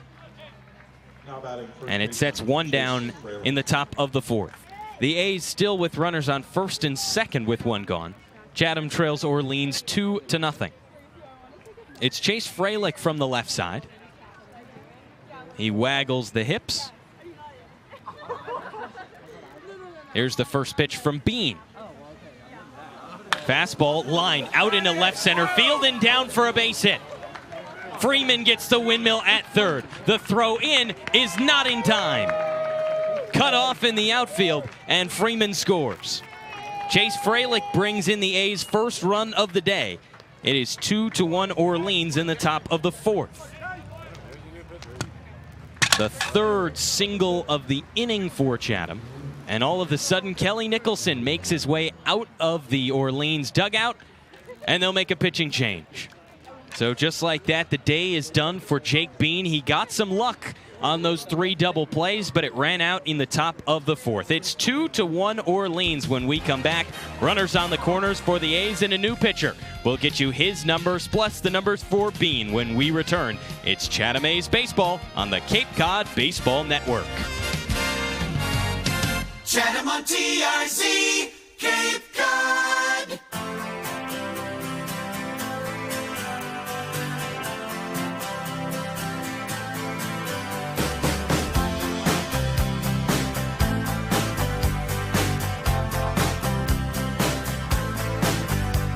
Well, I started out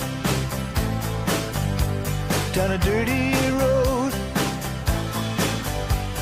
Started out all alone, and the sun went down as I crossed the hill, and the town lit up. The world got still. I'm learning to fly, but I ain't got wings. Coming down is the hardest thing. Well, the good old days may not return, and the rocks might melt, and the seed may burn. I'm learning to fly, but I ain't got wings. Coming down is the hardest thing. Netting Professionals is proud to be the official netting partner of the Cape Cod Baseball League. Whether it's batting practice equipment, facility netting, custom wall padding, or so much more, Netting Professionals is the top choice in the industry for facility equipment solutions. Visit nettingpros.com to learn more. Right-hander on the mound, it's Mason Cook as the Orleans Firebirds make a Chatham Bars in call to the bullpen. Cook, 6'1", 210 pounds from Auburn, comes in for his 8th appearance of the season, a 3.52 ERA. He faces Roman Martin, right-handed hitter, with runners on the corners for the A's. 2-1, Orleans on top of Chatham with one gone in the top of the 4th. Righty on righty. The first pitch to Martin. Breaking ball, called strike.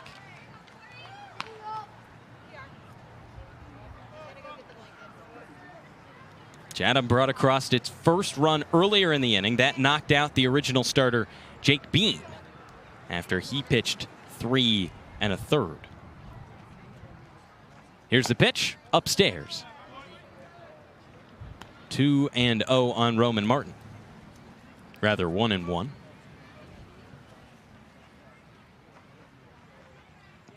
Singles from Freeman, Jackson, and Freilich in this inning.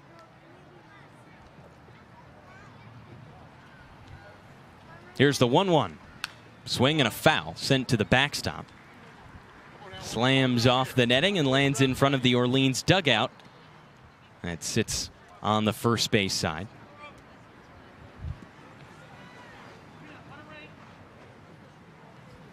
If you look that way from where we're sitting, offset towards the third base side behind the backstop, you can't see it because of the sun. Here's the 1-2. Breaking ball, skied right side and foul. Tails out onto a packed hill at Eldridge Park. The hill where the crowd sits goes all the way from behind the press box that sits directly behind, all the way down 314 feet to the right field foul pole and wraps around it behind the outfield fence.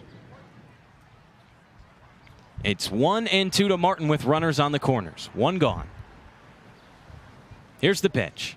Fastball cut on and missed, strike 3. Back pick to third. The tag not in time. It's a strikeout at the dish for Martin. Then Duggar sprung up and threw to third to try to get Jackson, who was hovering off the bag. And by the time the throw got in, Jackson had just beaten it back to the bag on a headfirst slide. There's 2 gone in the top of the 4th. The A's still with runners on the corners. A 2-1 Orleans lead. From the left side, it's Jake Hanley. First pitch, fastball, hit out into left field. It's a base hit, and Chatham has tied the game. Daniel Jackson comes in to score. Freilich goes first to third. Hanley in a second. He slides in safe. It's an RBI double for Jake Hanley, and the A's have tied it at 2. Top of the 4th. At the plate now for Chatham, shortstop Isaiah Lane. That is the 4th base hit of the inning for Chatham. The first one today that's gone for extra bases, and it belongs to Jake Hanley, who has been hot as of late. Brings up Isaiah Lane from the right side. He's got 2 in scoring position with 2 gone.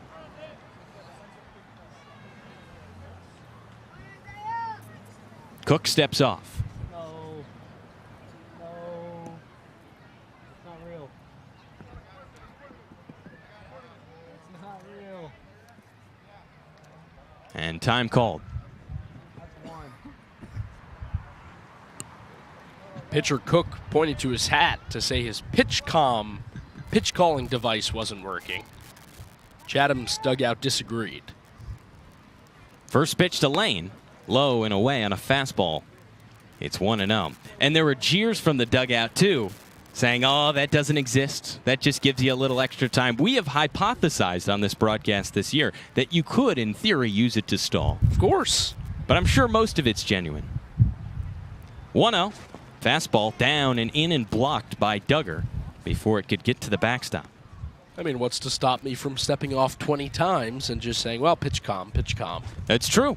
Nothing is stopping you until maybe the home plate umpire gets annoyed with you and then actually checks whether or not you have the pitch count, but you have to get way deep into a situation for that to happen.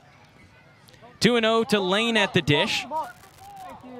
And now a balk. Mason Cook balks. It brings in the lead-taking run for Chatham.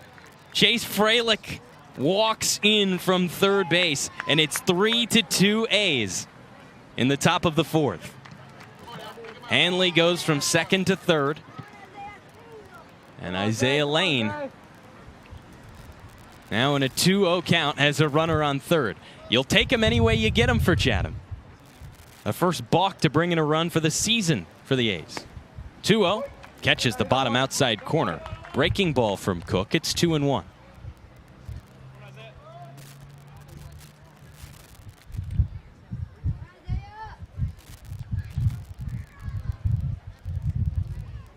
Two-one pitch. Swing and a ground ball gloved at home plate, rather, on the pitcher's mound. Underhand throw from Cook.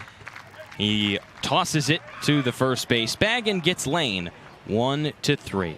But the A's take the lead. It's a balk that brings in the lead-taking run as Chatham goes 3 runs on 4 hits. No errors and leaves the 1 runner on the base paths.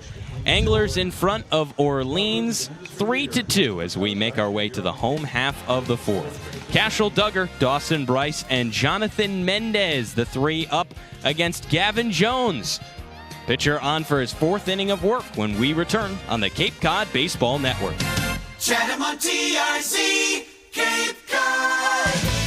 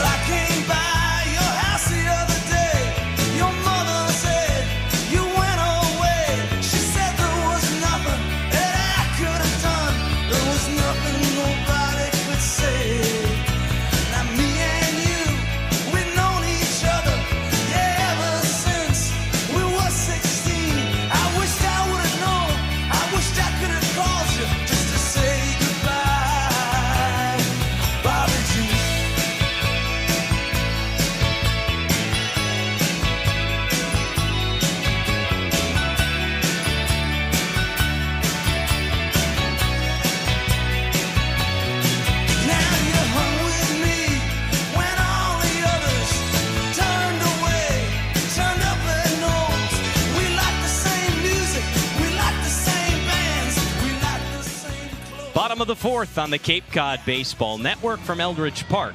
It is a 3-2 Chatham lead as the A's surge in front in the top of the 4th. Home half of the frame, and it's the lefty Gavin Jones on to face Cashel Duggar. First pitch, hit on the mound, chopped right back to the mound rather, scooped up and fire to first underhand in time to retire Duggar. 1-3 on the putout. Chatham with the 3 runs coming in the top of the 4th. The third courtesy of a balk that brought in Chase Freilich from the reliever Mason Cook. Lefty on righty with Dawson Bryce. 1 gone. The first pitch from Jones. Fastball, chopped left side and foul. Wide of third base.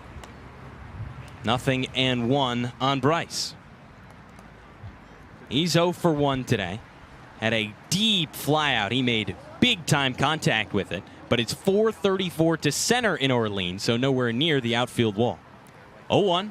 Fastball hit on the ground, left side, gloved at third by Martin. Spins and fires to first. In time, he got him. A defensive gem from Roman Martin at third. And a highlight reel play gives the A's the second out in the bottom of the 4th. He said to manager Dennis Cook his most comfortable position is shortstop. He looks awfully comfortable over at third base. Mendez. He is stuck there since coming to Chatham weeks ago. It's moved Gallagher over to second to keep his bat in the lineup. Jonathan Mendez stands in from the right side. First pitch, hit on the ground, left side and foul.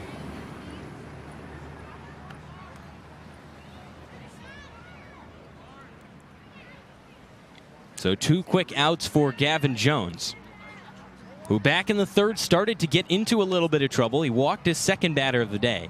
Pitching coach Jay Powell slammed his clipboard after that, but since then he's been good. 0-1, breaking ball low. A ball and a strike on Mendez. Mendez walked his first time up. Was later brought in by a single from Potestio. 1-1. Hit on the ground right side. Scooped up by Freilich. He jogs to the bag and steps on it for the 3rd out. 1-2-3 for Chatham as Gavin Jones works through his 4th inning of work, allowing no runs, no hits, no errors, and no runners to reach the base paths. Gavin Gallagher, Noah Miller, and Jackson Freeman, the 3-2 up for Chatham as we make our way to the top of the 5th. A's on top of Orleans, 3-2 at Eldridge Park on the Cape Cod Baseball Network. Chatham on TRZ, Cape Cod.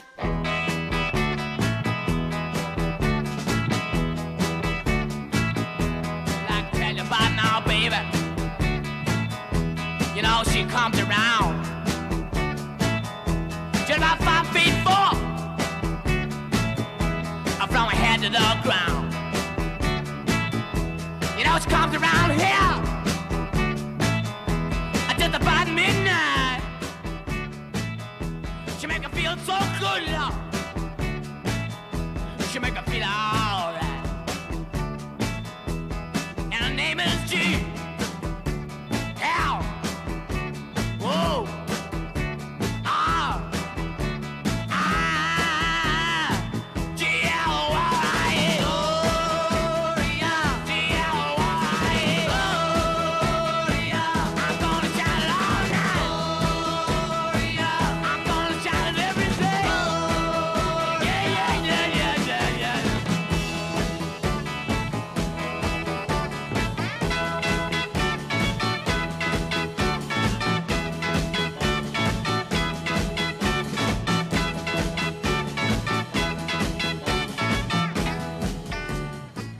Top of the 5th on the Cape Cod Baseball Network. Chatham on top of Orleans, 3-2 at Eldridge Park. With Jake Klein, I'm Hudson Ridley. It's Gavin Gallagher to lead it off for the A's from the right side. He faces the right-hander Mason Cook, who's on for his 2nd inning in relief. First pitch, fastball, half swing. He went around, says Mickey Garcia. No appeal. Down to first base. He calls it himself. 0-1 on Gallagher. Cook comes set at the belt. He deals. Breaking ball down and away. Duggar fields it as he slid to his right. Kept himself on his knees the whole time, and the ball just bounced right up into his glove. Yellow and blue UCLA catching gear for Duggar. Here's the 1-1. Fastball roped out into dead center field and down. Back-to-back innings with leadoff singles, rather make that 3 straight for the A's, as Gavin Gallagher is aboard to begin the top of the 5th.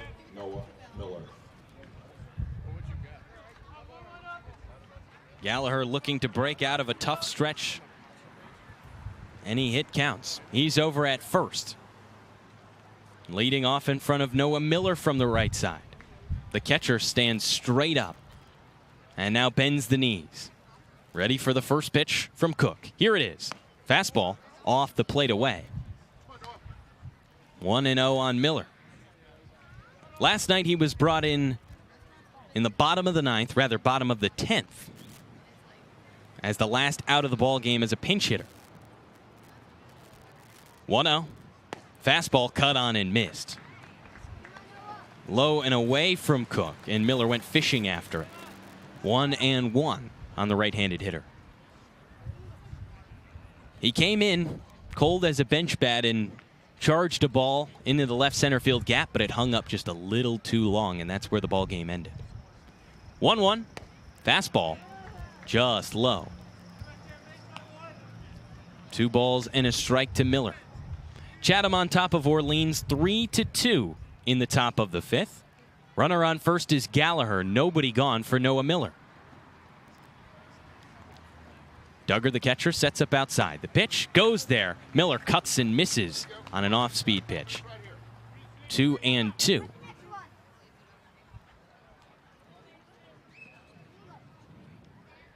The sun is now set behind the tree line.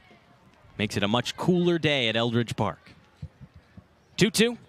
Breaking ball hit up the middle, and it's gloved at short. The flip to second for 1. Not in time. It pulled him off the bag. The throw was there, but when Mendez tried to put the foot on the bag, he just could not secure it in time. And so everybody's safe.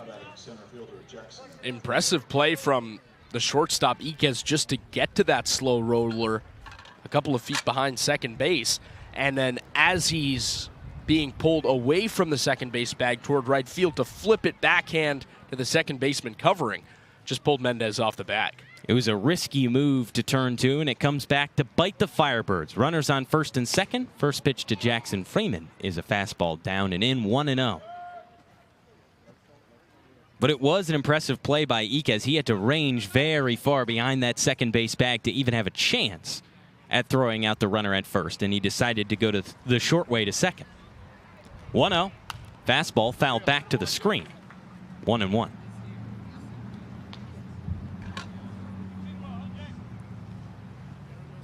Iquez has been a staple at that shortstop spot this year for Orleans. Got the nod to start the All-Star game on Saturday at Yarmouth Dennis in that spot for the East Division. Here's the pitch. Freeman holds back on a breaking ball low. Check swing appeal to Mike Rabideau, who's standing behind the mound, and he says no swing. Tough to ring a guy up from the spot Rabideau is standing in. Really silly to even appeal to that. Really is. Here's the 2-1. Swing and a ground ball right side. Tough hop off the first baseman. Throw to second as he bobbles in time to get the runner. And Freeman reaches first safely. Noah Miller, the runner gotten as Gallagher advances up to third. And Jackson Freeman is on. Fielder's choice for him.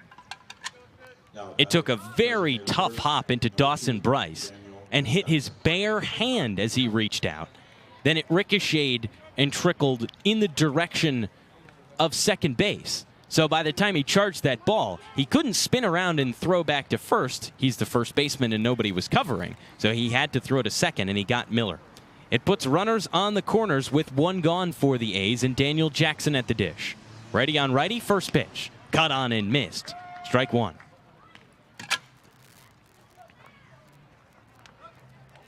Three to 2, Chatham on top of Orleans, top of the 5th. Jackson stands back in on the right side, waves the bat. 0-1. Breaking ball, cold strike at the top of the zone. And now Jackson steps out and adjusts.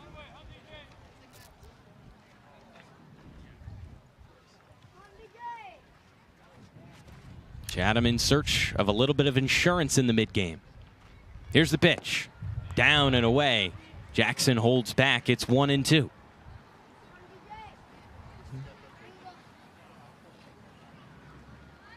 Gallagher at third. Jackson Freeman at first. Cook shakes off the signs from the catcher Duggar and steps off. Didn't see a pitch he liked. Now walks back up the hill. The right-hander leans the left leg forward and pulls the body over his front knee. Now comes set. Glove at the bell. Here's the pitch. Down and away. Check swing. Appeal to first. No swing. And not only does Jeff Merzell say he held up, he shakes the head, as there have been a lot of appeals from the catcher Duggar. That one was not particularly close on the check swing from Daniel Jackson. Count runs to 2-2 on the right-handed hitter. Here's the pitch. Fastball cut on and missed. Strike 3. Mason Cook blows the heater by Jackson, who takes the walk back to the dugout. That's the second out in the top of the 5th. And now after the A's had runners on first and second, now they're nearly out of a chance at this point. Before that happens, though, Kelly Nicholson makes his way out of the Orleans dugout, walks his way to the mound, and we have a pitching change. The day is done for Mason Cook. There's a new left-hander on the mound when we return. A's on top 3-2 in the top of the 5th. Runners on the corners and 2 gone for Reed Stallman. Pitching change when we come back on the Cape Cod Baseball Network. Chatham on TRZ, Cape Cod. Some stuck out as I go. I'm just traveling up the road. Maps don't do much for me, friend. I follow the weather and the wind.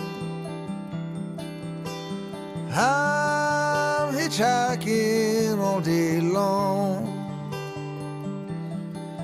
Got what I can carry in my song. I'm a rolling stone just rolling on. Catch me now, 'cause tomorrow I'll be gone. Family man gives me a ride. Got his pregnant Sally at his side. Yes, indeed, Sir Children. For sales and rentals of Caterpillar machinery, generators, and marine engines, visit MiltonCat.com, your area cat dealer. Milton Cat, the Cape and Islands Caterpillar dealer, is proud to be a sponsor of today's game. Chatham Bars in call to the bullpen for Orleans. The A's lead the Firebirds 3-2 in the top of the 5th. It's runners on the corners and 2 gone. And the lefty in, Sebastian Gonzalez, 5'10", 185 pounds from Hawaii, enters today in his 7th appearance, a 7.13 ERA. He's brought on to face the lefty Reed Stallman, who stands in the box. First pitch, breaking ball, bounced into the glove of Duggar. He squeezes it before it can get past him. It's 1-0. If it got away from him, it could have scored the runner Gallagher from third. He led off the inning with a single. The runner on first is Jackson Freeman. They both take leads. Here's the 1-0. Fastball.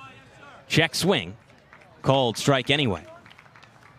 Clips the bottom outside corner on Stallman, and it's 1-1.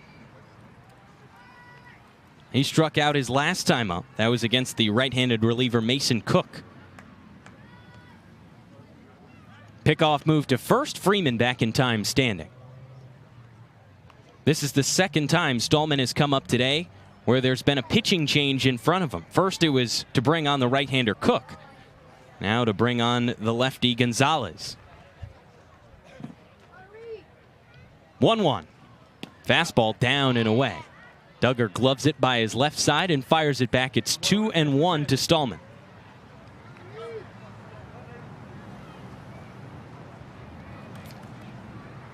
Has a hit in each of his first 3 games for the A's, including a home run last night.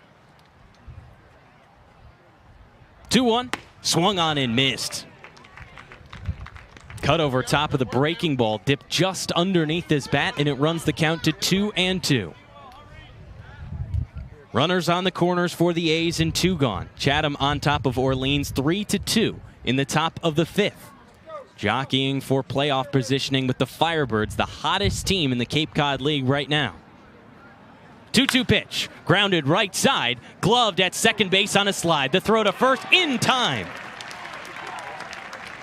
Jonathan Mendez slides on the grass in the outfield from second base, picks it up, turns his body, and guns the runner at first to escape the damage for Orleans.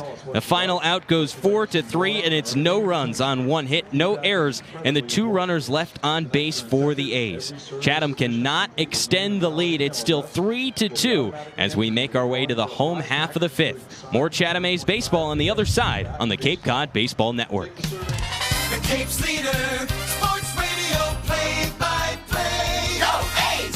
Chatham on TRC, Cape Cod. Oh, we're halfway there. Oh, give me all a prayer. Take my hand, we'll make it, I swear. Oh, give me all a prayer. Tommy's got his 6-string high. Now he's holding in what he used to make it talk so tough. It's tough. Cheetah dreams are running away. She cries in the night. Cape Cod Healthcare is proud to be the official healthcare provider of the Cape Cod Baseball League and shares a reminder that when you donate blood, you give someone the gift of life. Blood donated through Cape Cod Healthcare benefits your friends, family, and neighbors across Cape Cod. Learn more and schedule a donation appointment at www.capecodhealthcare.org/give-blood. Cape Cod Healthcare, caring, commitment, and community. Bottom of the 5th on the Cape Cod Baseball Network as we are halfway there in Chatham on top of Orleans 3-2. The left-hander Gavin Jones back on for his 5th inning of his first start. He allowed 2 runs back in the second, but since then has gone 1-2-3, 1-2-3 in back-to-back frames. He faces Michael Crossland, the center fielder, who hits from the right side. Potestio and Garza are next, lefty and righty. Now Noah Miller has an issue with the piece of his catcher's gear. The earpiece that goes into his left ear has something wrong with it, and he walks over towards the Chatham dugout. Assistant coach Taylor Sanagorski hands over the new piece. Jake, I believe that is an IFB tip is what they call it. Yeah, Chatham does not use the PitchCom device, so I don't know why Miller needs the earpiece to be in his actual ear. Daniel Jackson has one in his catching gear, and it just flails off the back. It doesn't go in his ear. He never puts it in his ear. He does have the option, but decides not to use it. Miller, on the other hand, does. And now he squats back behind home plate and ready for the first pitch to Crossland. Lefty-righty, fastball, catches the bottom inside corner. It's 0-1 on Crossland. Got hit by a pitch earlier in the game, back in the second inning, in his lone plate appearance today. Here's the 0-1. Fastball. Off the plate away. 1-1. Jones nods the head. That was awfully close to the outside edge. Crossland waves the bat. Here's the 1-1. Breaking ball, cut on and missed. Ducks underneath the bat as it was down and in, and Crossland offered at the heart of the plate. 1-2 on the right-handed hitter. He leads off this inning for Orleans. Here's the pitch from Jones. Fastball popped up right side, tailing into foul territory. Freeman sprints over, slides, and it hits the ground. That was Stallman rather on the run from right, making his first start of the season in right field. And it bounced in front of the fencing that runs down the right field line. Stallman slid, and he went a couple of feet. He nearly knocked up into that fencing. And it lands foul. And the count's still 1-2 to Crossland. Jones with the glove over the face. Now he deals. Fastball sprayed foul. Bounces off the netting behind home plate.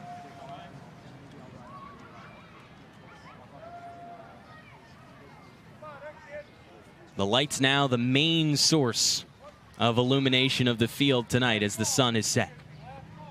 1-2. Cut on and miss, strike three. It's the third strikeout today for Gavin Jones, all three swinging, and he retires the leadoff man in the bottom of the fifth.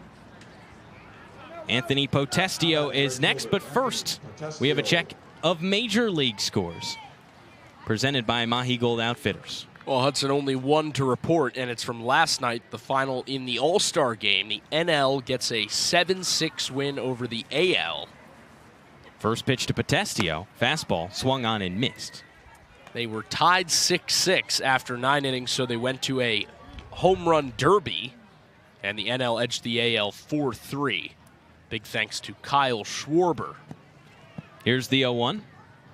Breaking ball. Hit out, popped up, left side, tailing into foul ground on the third base side, and it lands just over the netting, out of play.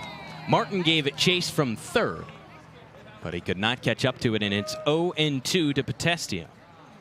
Jake, did you appreciate the way they ended it with a home run derby last night? Yeah, I thought it was fun. I agree. I wish more people knew it was going on. Seems like, from what I was reading, the ratings were, again, lower than the prior year for the Major League All-Star game.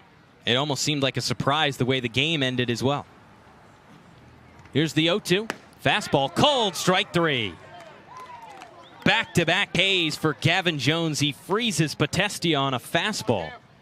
And it's 2 up, 2 down to begin the bottom of the fifth. Dave Roberts, the Dodgers manager who was managing the National League in the game, said he had to tell some of the players in the dugout that that's how the game would be decided. They didn't even know. That's just poor communication right there. I do like the way that ends. That's fun. The Pioneer League, Indy Bowl League does it that way. First pitch, lefty-righty, chopped off the leg of Garza as he fouls it into himself.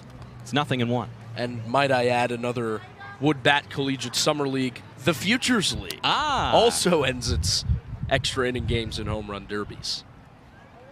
You ever get to call one of those? Multiple, yes. Those are a lot of fun. 0-1 to Garza. Down and away, ball one. It's not something that you can really replace Major League games with. No, it's illegitimate. It really is. But for specific minor league levels, it's not the worst idea. Saves pitchers, and it's fun. Here's the 1-1. Fastball, hit on the ground right side. Frelick charges from first, but nobody covers. And Garza reaches safely. Gallagher was in position to make the play, and now Frelick has to explain to him as he shakes his head and walks back to the base. He was shaded over towards second base from first and had the space to make the grab, but there was no way that Jones off the mound would have been able to cover in time. So a defensive blunder costs a base runner for the A's. Ends up being an infield single for Alejandro Garza. If Frelick just lets that go to Gallagher and covers first, they definitely get the runner. First pitch to Elijah Iquez from the right side. Fastball popped up right side, tailing into foul territory, and it falls past the netting behind the first base dugout. And of course, it's scored as an infield single, but it almost feels in a way like an error in that spot because Gavin Jones should be out of the inning. He also fell on the mound running over to cover first. We hailed him earlier as a pitcher athlete. Sometimes that happens, though. 0-1 to Iquez. Here's the pitch. First to step off, and they've got the runner. Pickoff move goes first, then to second, and they got him. Elijah Iquez is left stranded at the dish as Alejandro Garza makes a base running mistake. He took off for second before the pitch was thrown, and the pickoff move goes 1-3-6. The second such move today for the A's. And Gavin Jones, although allowing the single, goes 1-2-3. It's no runs on one hit, no errors, and no runners left on base as we make our way to the top of the sixth. Chatham still on top 3-2 under the lights at Eldridge Park on the Cape Cod Baseball Network. Chatham A's on the air.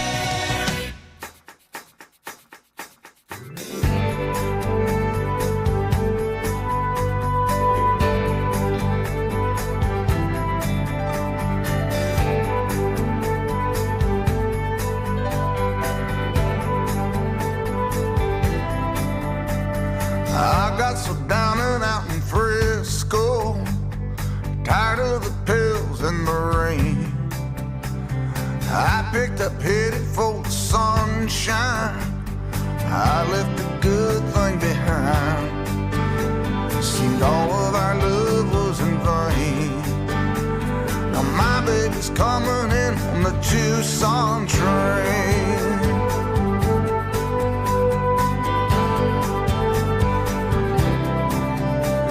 I come here looking for a new life, one I wouldn't have to explain.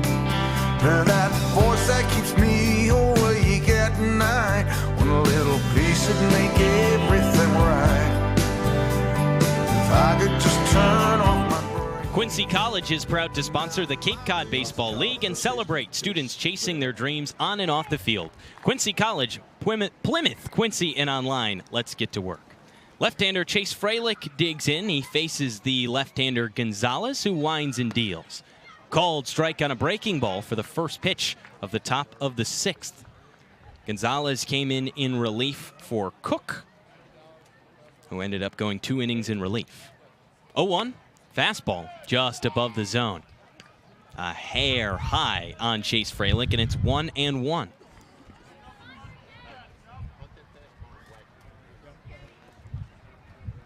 Here's the 1-1 pitch. Breaking ball, called strike. Clips the bottom outside corner. It is a slow curve out of the hand of Gonzalez. Both strikes in the at-bat have frozen Freilich. Shakes off the catcher, Duggar. Now comes home. Breaking ball hit on the ground right side and foul. Just feet wide of first base. And the screamer rolls all the way into the right field corner, where fans sit unprotected by the netting. But at that point, if you need the netting to stop it, you're not paying attention. Here's the 1-2. Swing and a foul back to the screen. Slams off the netting. And it's 1-2. Freilich takes off the helmet, adjusts the hair, lets it flow. Doesn't go down to shoulder length, but plenty on top. 1-2. Fastball, cold, strike 3. Bottom outside corner on Freilich, and he goes down looking. Top of the sixth underway. 1 gone for the A's. Chatham still leads 3-2. A lead that the A's took back in the 4th inning. Roman Martin stands in from the right side. 1 gone and nobody on. First pitch from Gonzalez. Fastball upstairs. Above the letters of Martin and no challenge on a swing. 1-0. Martin has already laced a single today. It was the first hit of the day for the A's. 1-0. Catches the inside edge. It's 1-1. A loud bark from Mickey Garcia behind home plate.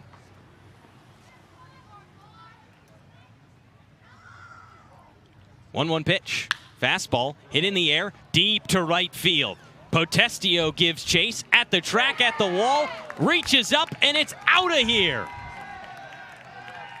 Roman Martin goes opposite field. His first home run in the Cape Cod League increases the Chatham lead. It's 4-2 A's in the top of the 6th. It was a ball that just kept on carrying for Martin. That's hard to do. Opposite field with a wood bat. First pitch to Jake Hanley from the left side. Fastball below the zone. It's 1-0. So a 4-2 lead for Chatham. It's the first run for the A's since the 4th. Here's the pitch. Fastball up the middle, off the leg of Gonzalez. He races to fields it, tosses it underhand, and beats Hanley to the first base bag. It was a screamer directly into his leg as Gonzalez is trying to walk it off. As soon as it drilled his leg, it took a fortunate bounce for Orleans towards the first base side. He raced off the mound to field it, and when he did, he was still off balance. Leaning over, he underhanded it to Bryce to get the runner Hanley. Kelly Nicholson from the Orleans dugout just shouted out at him, "You good?" And he gave the thumbs up back. First pitch to Isaiah Lane. Fastball down and in, 1-0. He took a second. When he ran back to the mound, he was jumping up and down, trying to shake out that leg from where Hanley hit it. 1-0. Fastball down and in again on Lane. It's 2-0 on the right-handed hitter. Chatham on top 4-2 in the top of the 6th. The A's brought a run across in the inning on a solo shot from Roman Martin 2 batters ago. 2-0. Fastball downstairs again, and it's 3-0 on Isaiah Lane.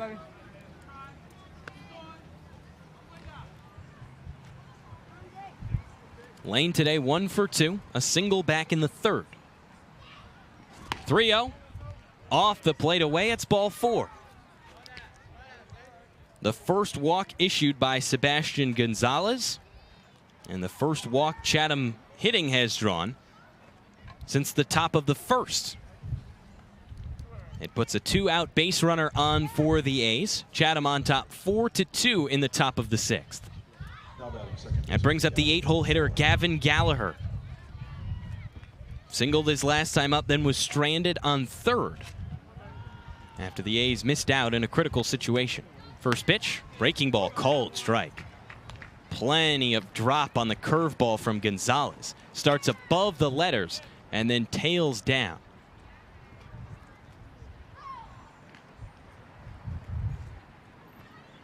Oh-1, fastball, line foul. Gallagher late on the heater. It's 0-2. He gets the start at second base today. That's where he's been as of late, with the addition of Roman Martin, who plays over at 3rd. Pickoff move to first, Lane back in time standing. Those lefties can be sneaky. Gonzalez walks back up the hill, stares in, and now puts his eyes at Lane. But he didn't make eye contact with Gallagher. That's what home plate umpire Mickey Garcia rules. Count remains at 0-2 to Gallagher. Lane leads off of first base. And another pickoff move. Lane back in standing. It almost seemed like Gonzalez was going to do that regardless, and so he kind of ignored Gallagher when he didn't make eye contact with him. And went too quickly to try to get Lane. That's part of the new rules that have been implemented in college baseball, but it only delays the game. 0-2, breaking ball, hit right side and through for a base hit. Lane rounds second, chugging for 3rd. Gallagher holds up at first, and now Lane slams on the brakes as the throw goes into 3rd. Runners move station to station. It's a 2-out base hit for Gavin Gallagher, his second single today. So if I can continue on my soapbox. Please do. Go right ahead.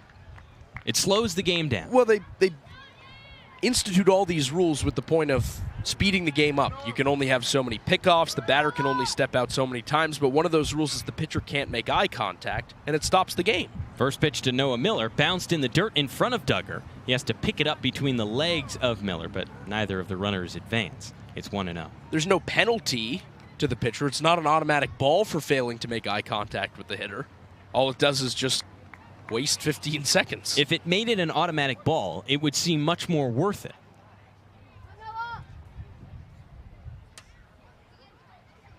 1-0 to Miller.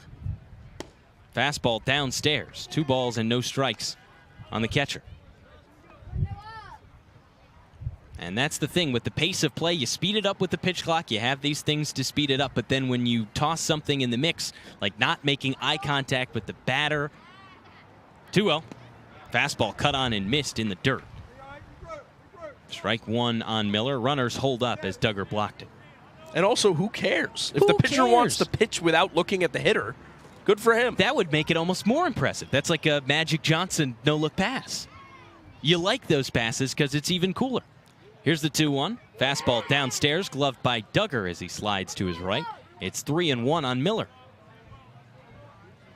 Chatham with a 4-2 lead in the top of the 6th. 2 gone and runners on first and second for the A's. A run already across in the inning. It was a solo shot for Roman Martin, his first home run in the Cape League. 3-1 to Miller. Here's the pitch. Sprayed foul right side. Tails all the way back to the street in front of the brick schoolhouse that stands to the right of the field. It's a full count. Runners will be on the move with 2 gone. Here's the pitch. Swing and another foul ball right side. Miller has gotten contact with 2 heaters from Gonzalez, but hasn't put either in play. Runners retreat to first and second. It's Lane off of second, Gallagher off of first. They'll go again. Another payoff pitch. Swing and a fly ball sent out to right field. Potestio moves in on it at the line, and he makes the grab. Hit it about 310, but he needed 314 to that right field corner, and the A's leave 2 on the base paths. Still, it's 1 run for Chatham on the 2 hits. No errors and the 2 runners left on base for the A's. We head to the home half of the 6th with Chatham on top 4-2. It's Iquez, Levy, and Kucherak 3, 4, and 5 when we return to face a new arm on the Cape Cod Baseball Network. Chatham A's on the air.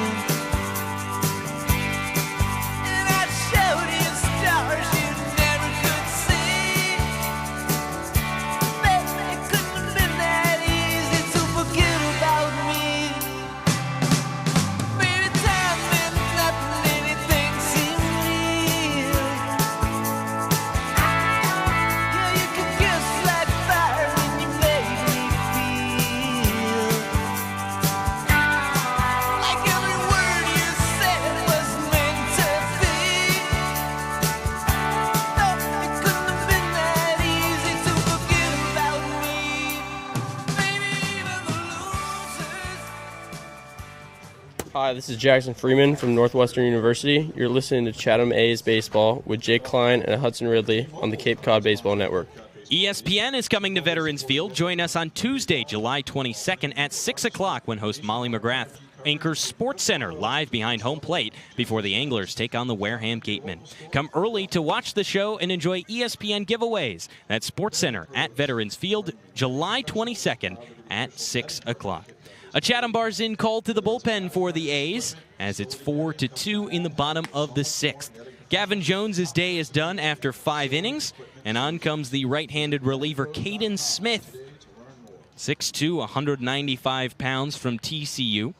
Holds a 6.10 ERA, making his 7th appearance of the season.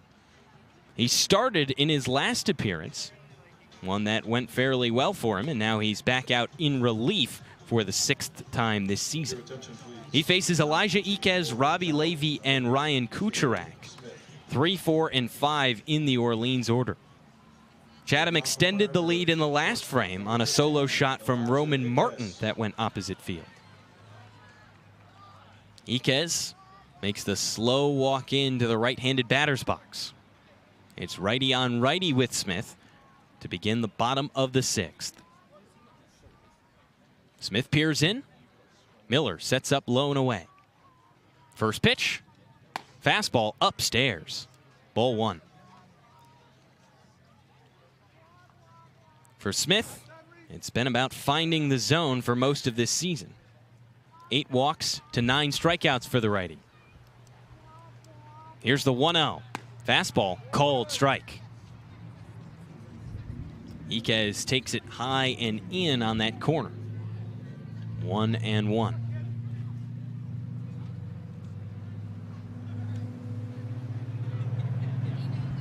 Smith shakes off Miller a few times. The freshman comes set. Now he deals. Breaking ball downstairs. 2-1 on Iquez. Jake, you have a check on Cape League scores presented by Sweet Tomatoes Pizza. 2 games final. Yarmouth Dennis beats Cotuit 8-5. Hey, they got through 9 at Lowell Park. There you go. Here's the 2-1. Fastball hit in the air. Deep to left center field. Freeman races in now and makes the grab in the left center field gap. No matter how hard you muscle the ball, it is always deep at Eldridge Park. If you don't hit it to the corners, it's 1 up, 1 down as Iquez heads back on a fly out to center field.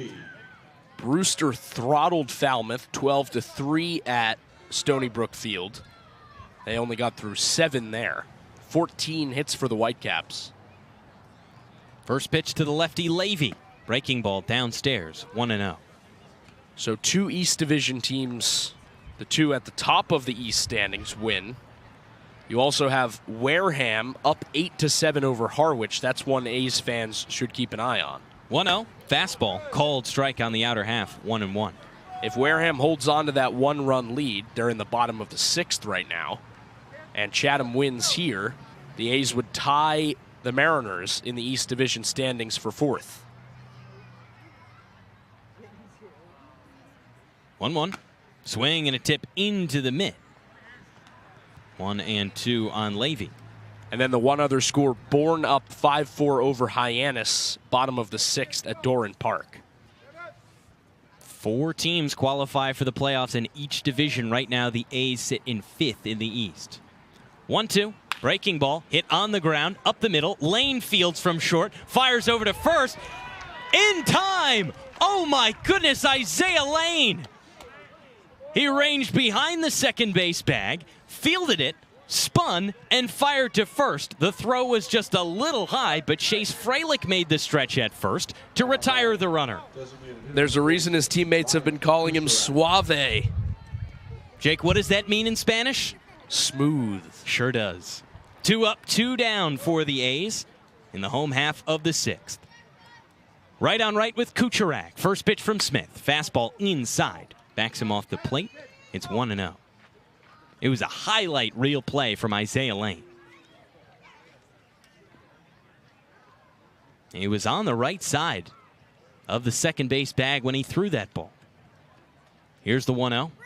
Fastball, called strike, right down the middle on Kucherak. He powered in the first run of the day, a solo shot back in the 2nd.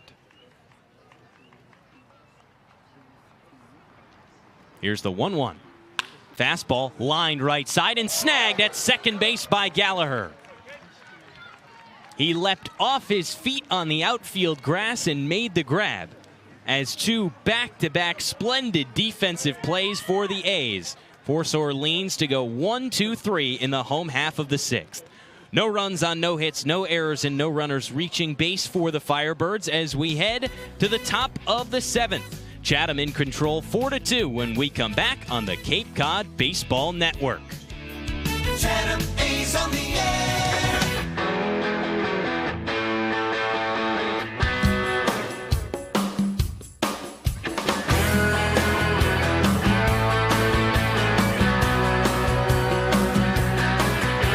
Sun coming up over New York City. School bus driver in a traffic jam.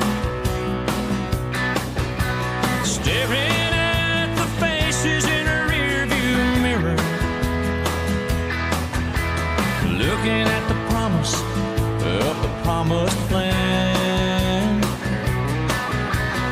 One kid dreams of fame and fortune.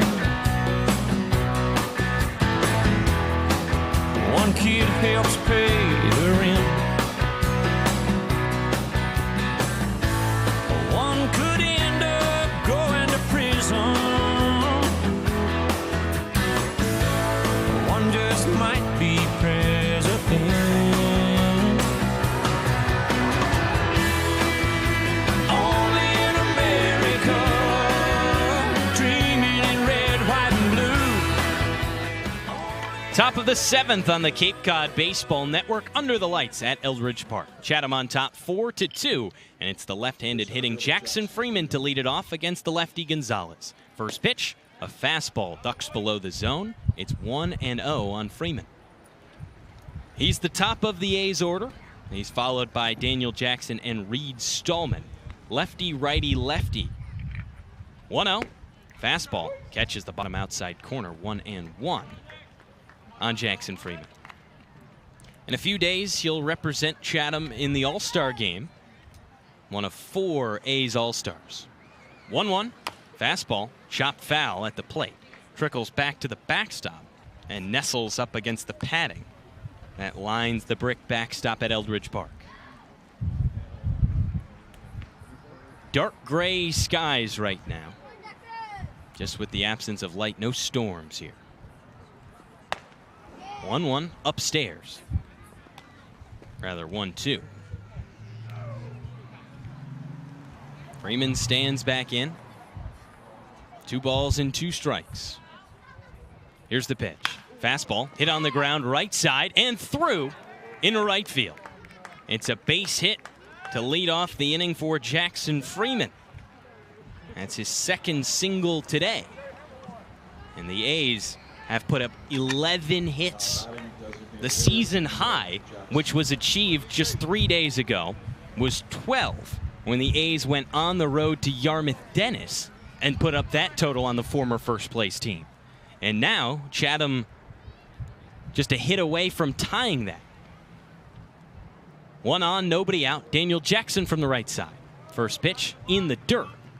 Blocked by Duggar. 1-0.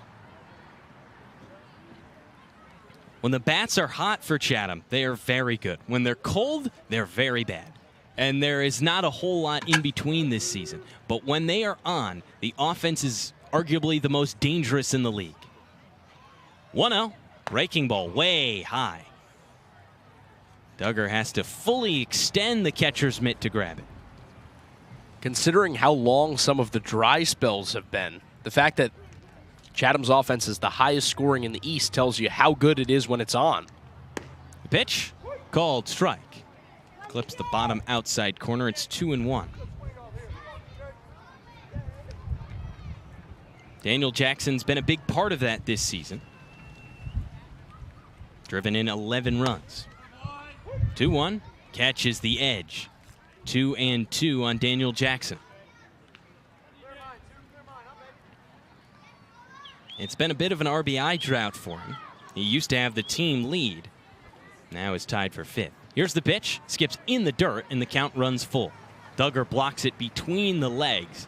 He just barely brushes it with the glove before it would have gone through the 5-hole. Jackson Freeman waiting patiently on first. He's held on by Dawson Bryce. Payoff pitch. Fastball down and in. That is ball 4.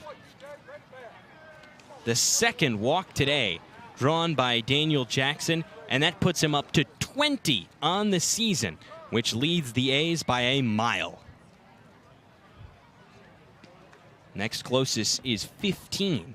And now Kelly Nicholson emerges from the dugout, and for the 3rd time today, it is an abrupt pitching change for Orleans. Runners on first and second, and nobody gone. And we'll get you the details on Sebastian Gonzalez as he leaves, and the new reliever when he comes on in just a moment. Don't go anywhere. Chatham on top of Orleans 4-2 in the top of the 7th. Plenty more offense to come when we return. It's Chatham A's baseball on the Cape Cod Baseball Network. Chatham on TRC, Cape Cod.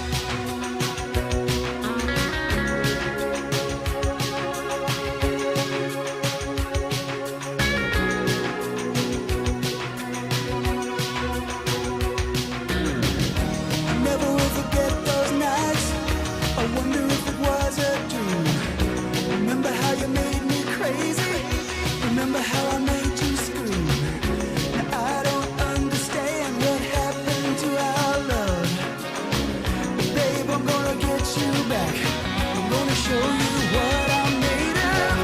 I can see you. Your brown skin shining in the sun.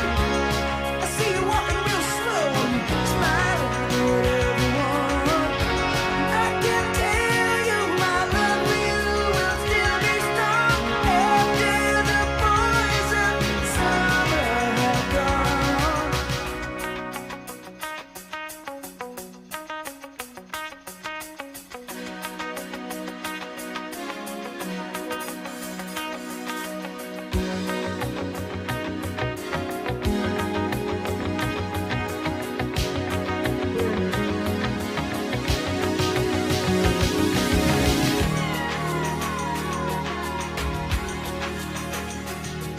Top of the 7th inning, Chatham on top of Orleans, 4-2.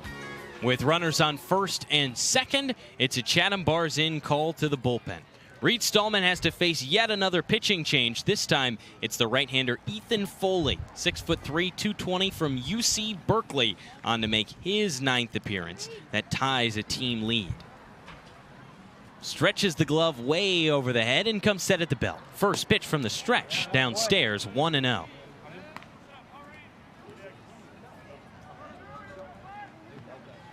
Stallman faced a new pitcher when Mason Cook came in.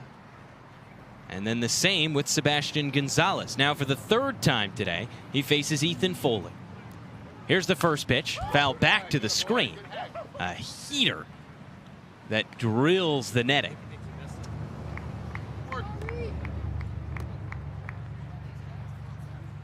1-1 on Stallman.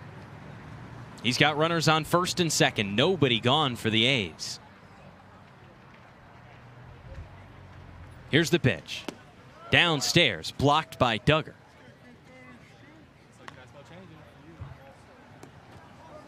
Two balls and a strike. Lights beaming down bright. Night sky dotted with clouds. It's not yet pitch black at Eldridge Park. 8:30 Eastern time. 2-1. Fastball called a strike at the knees. Dotted on Stallman. He's 0 for 3 today. The only angler who has not reached base.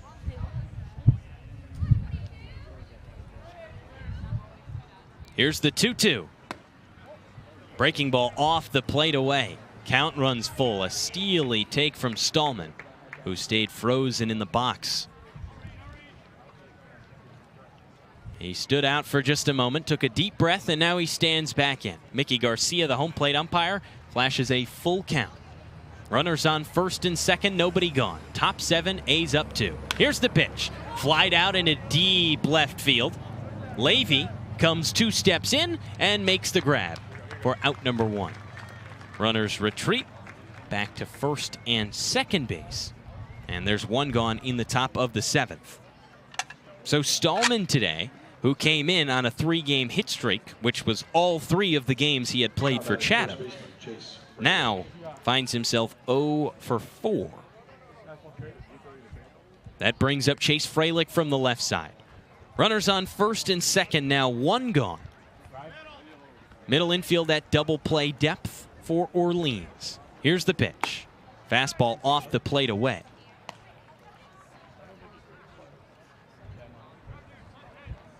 Mendez at second, pinch towards the bag. Iquez playing deeper into the hole at short. Here's the pitch. Popped up, left side. Tailing into foul ground, and it lands over the netting, foul. Runs the count to 1-1 on Fralick. Dawson Bryce, the first baseman, has been standing right down that line. He's playing Fralick to pull it. Except there's a massive gap between second and first right now for the lefty Fralick. Here's the pitch. Cut on and missed. Fastball high. That's strike 2. Daniel Jackson on first. It's Jackson Freeman on second. Freeman reached on a leadoff single. Jackson followed it up with a walk that took out the lefty reliever Gonzalez. 2-2. Swung on and driven out into left field. It dunks down for a base hit. Rolls all the way up against the wall. Freeman gets the windmill. He comes in to score. Right behind him is Jackson. The throw in, offline. Chatham plates 2. It's a 2-run double for Chase Fralick, and the A's extend the lead. 6-2 Chatham in the top of the 7th. Daniel Jackson goes from first to home. He shows off the wheels. Boy, he was screaming on his turn around third base. With a 6-2 lead, Roman Martin stands in from the right side. He's got Fralick on second with 1 gone. First pitch. Fastball called, strike. 0-1.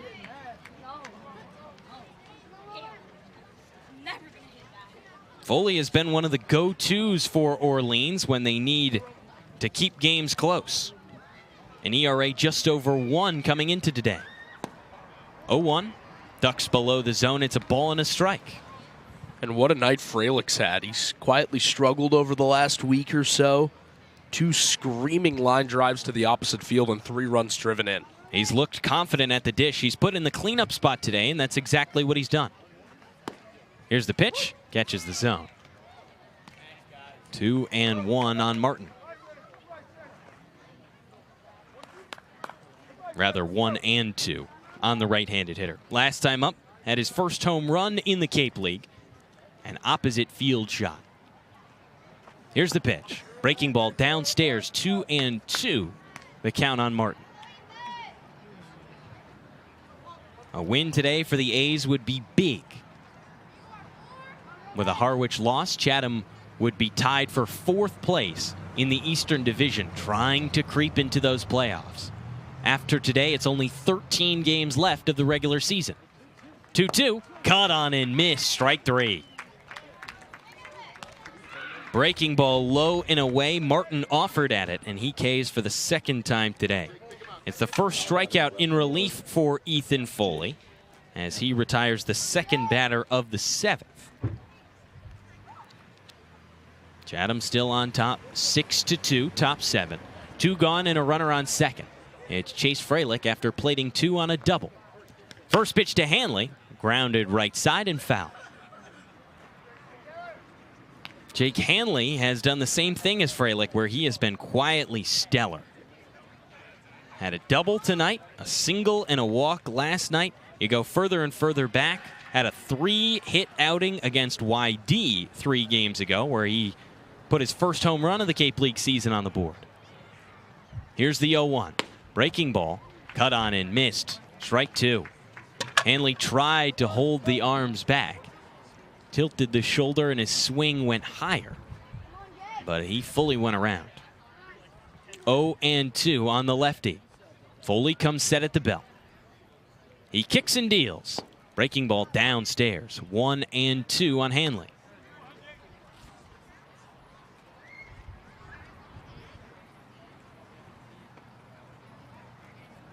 Steps back in the left-handed box. Here's the 1-2. Fastball called, strike 3 on the inner half. Hanley rolls his eyes and makes the slow walk back to the dugout. It's 2 Ks for Ethan Foley, but not before he lets up a big-time 2 RBI double for Chase Fralick. The A's played 2 runs on 2 hits, no errors, and strand the 1 runner on base as Chatham takes a 6-2 lead through the 7th inning stretch. It's time to stretch on the Cape Cod Baseball Network. Be back with you in just a moment when we return for the home half of the 7th.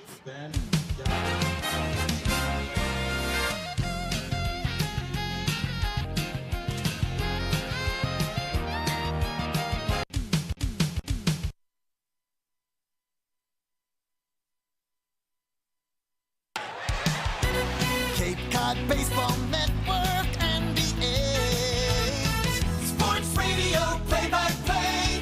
Chatham A's on the air. Take me out to the ball game.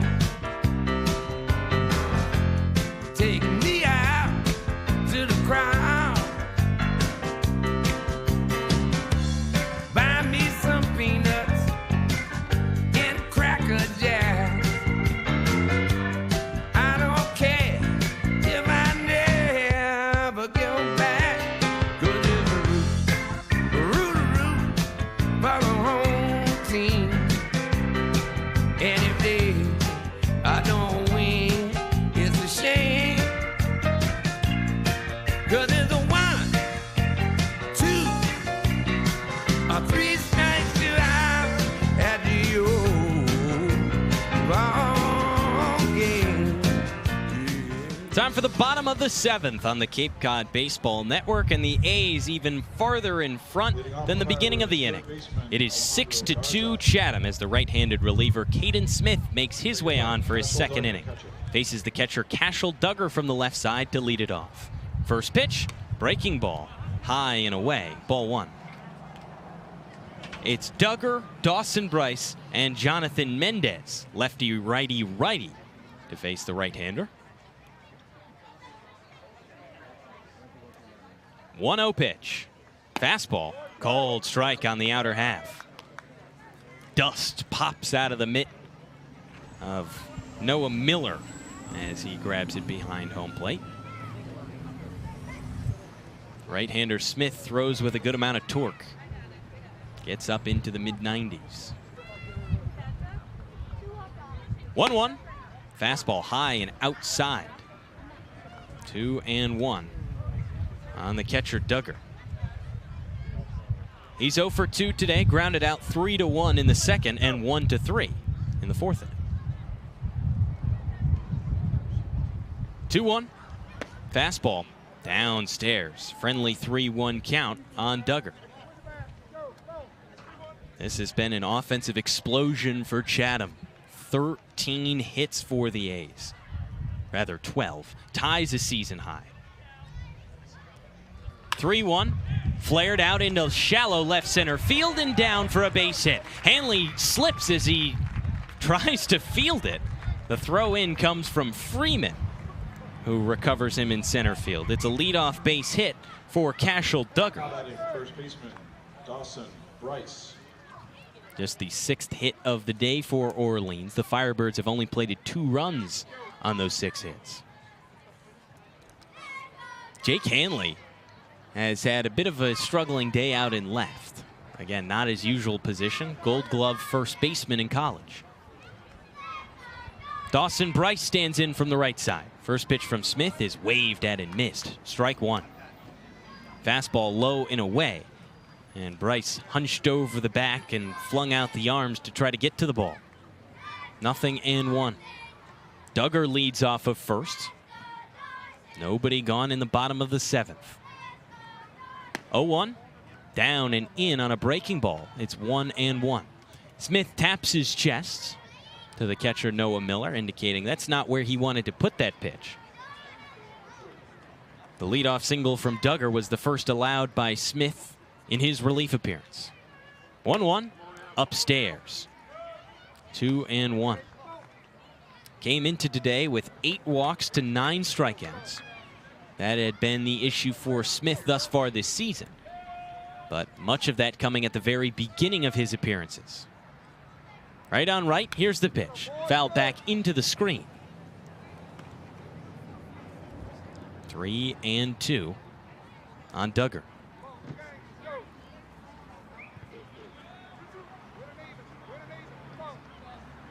With a runner on first and nobody gone, it'll be a payoff pitch to Dawson Bryce.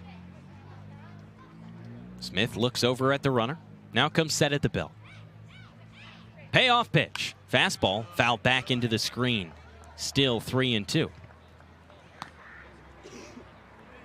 Got to play with his older brother earlier in the year, Colton Smith, who made just 2 appearances for the A's, then left for the draft. Went in the 12th round to the Minnesota Twins just days ago. One of 24 players selected from Chatham. Another 3-2. Breaking ball swung on and missed. Strike 3. Smith fans Bryce on the curve. And that's the first out in the bottom of the 7th. Jake, that's been his put-away pitch. The curveball has been decisive, and Dennis Cook has praised Smith for that this year. Is one of those young pitchers who Dennis recruited intentionally with very few innings with the intention to keep him for the whole summer. And he's lived up to it so far. Has improved a lot since that first outing early in the summer, which was rough. First pitch to Jonathan Mendez. Scorcher, right side and foul. Brought him in for that save situation up 2 against Hyannis on the 4th night of the season, when he allowed 3 runs and coughed up the lead in the eventual tie. And those games, those ties early in the year were difficult for the A's because a lot of them felt like they should have been wins. Last night, no different in a 4-2 loss. 0-1 pitch. Breaking ball called, strike at the knees. It's 0-2 on Mendez. Chatham on top 6-2 in the bottom of the 7th. Runner on first is Duggar after the leadoff single. One gone after the strikeout to Bryce. It's 0-2 to Mendez. Here's the pitch. Swung at and missed. Strike 3. Back-to-back Ks for Caden Smith. This time it's the fastball high that gets Mendez to offer. And that's the second out of the bottom of the 7th. That brings up Michael Crossland from the right side, the 9-hole hitter. 0 for 1 with a hit by pitch back in the 2nd. Duggar takes his lead at first. All Smith has to do is worry about Crossland at the dish. Miller sets up low and away. First pitch, breaking ball, swung at and missed. Miller set up in a low away position and Smith hit him. The right-hander with a breaking ball that tailed in that direction and Crossland offered at it.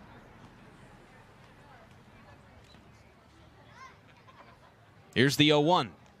Breaking ball hit on the ground to second. Gallagher fields, flips to second base where Lane covers and steps on the bag to get Duggar the lead runner and end the inning on a fielder's choice. So no runs on one hit, no errors, and no runners left on base for Orleans as the inning ends and Chatham takes a 6-2 lead into the 8th. A critical game for the A's as the schedule tails on towards the dog days of summer. After today, only 13 games left, so every win matters. Chatham has to hold on to a 6-2 lead as we head to the 8th. Jake Klein has your play-by-play on the other side when we return. Sports Radio, play-by-play. Go A's! Chatham on GRC.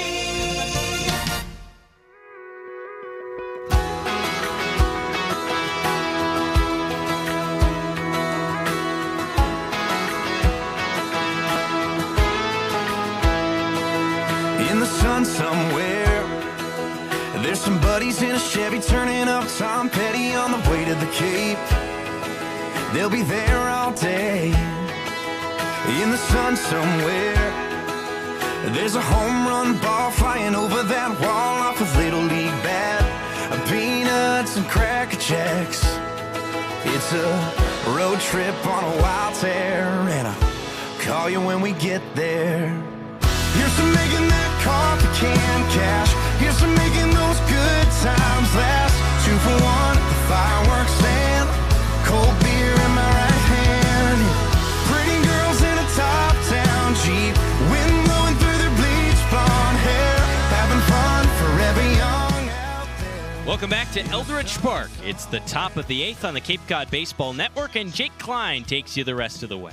All right, Hudson, it's a 6-2 Chatham lead. We go to the 8th at Eldridge Park. Our night has fallen, the sky almost pitch black, and the lights are on. As Isaiah Lane gets ready to lead off the 8th, it's the bottom third of the Chatham order against the right-hander Ethan Foley. And the first pitch to Lane misses high, a fastball. It's 1-0. Lane is 1 of 2 today, a single in the 3rd, plus a ground out to the pitcher and a walk. 1-0. Breaking ball tapped foul.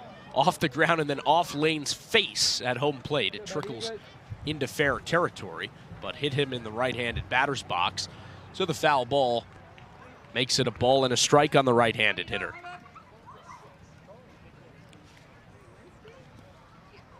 He's made a couple of sparkling plays at shortstop tonight on top of his base hit in the 3rd. Dennis Cook has oozed praise about Lane all summer.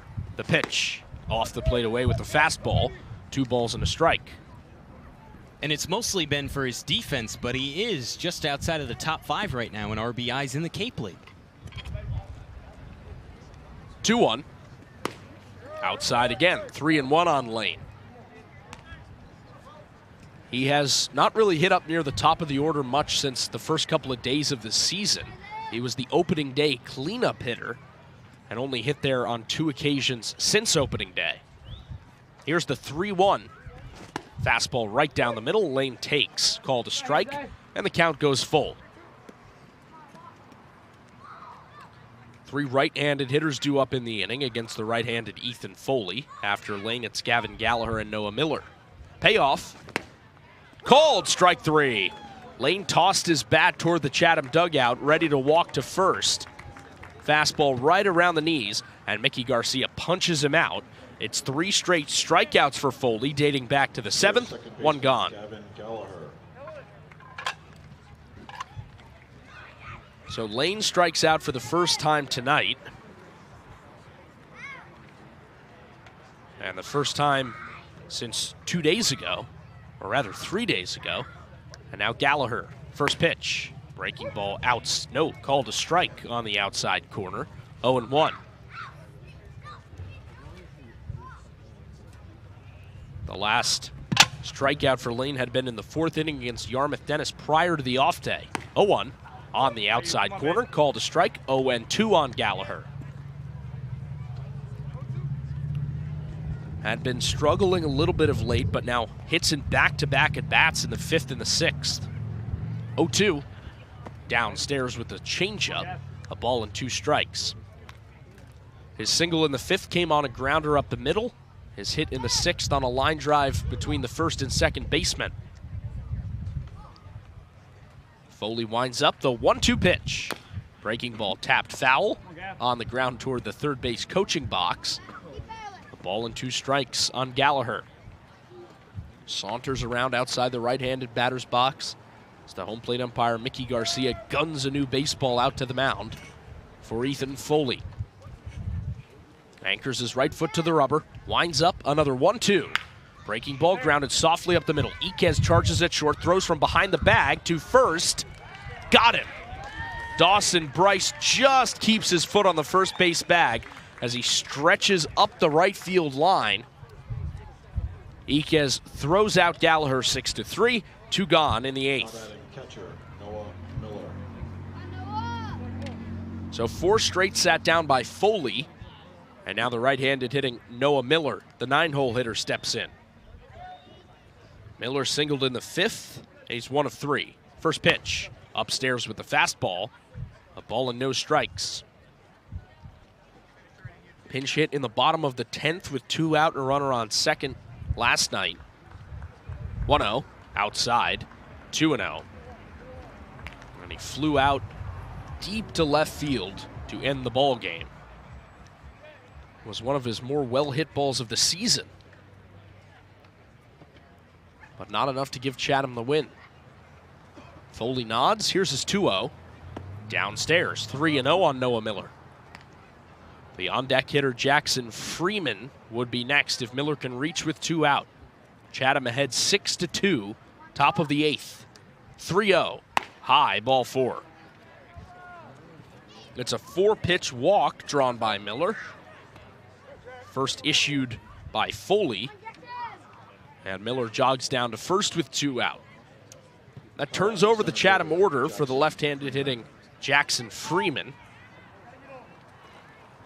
After a quiet night last night in the 3-hole when he went 0 for 5, he's turned it right back on tonight with a pair of hits. Righty set, first pitch.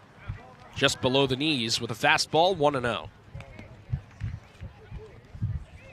Freeman singled in the 4th and again in the 7th. Both times he came around to score. Right-hander Foley set, glove at the belt, kicks the left leg and deals. Fastball swung on and popped foul. Over the backstop, offset toward the 3rd base side and out of play. Not only over our heads, but over Route 28 right behind us.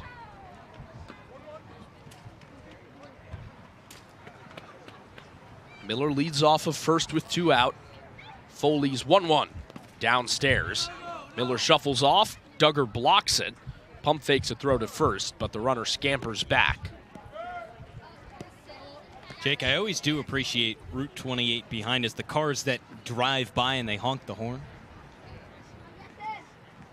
Feels like that constantly happens, although we haven't had that today. A couple before the game, some shouting as well. People are being reverent. Always happens. Here's the pitch. Popped up, again toward Route 28, and again out of play. Lands in the woods on one of the properties nearby Eldridge Park. And the count goes even 2-2 on Freeman.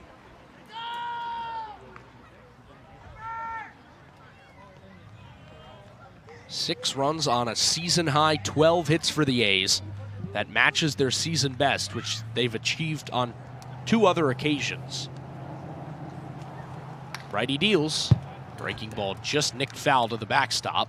Freeman waves his hands out there and hits it off the bottom of the barrel, rolling toward the padded wall at the base of the backstop at Eldridge Park. And the count stays 2 balls and 2 strikes. 6-2 A's, top of the 8th. Runner on first with 2 out, and another 2-2 coming to Freeman. Foley delivers. Down and in with a breaking ball, and the count goes full. Hudson in Wareham. The Gatemen have extended their lead over Harwich to 4 runs after 7 innings. Wow. If this score holds and that score holds, Chatham could wake up tomorrow in playoff position.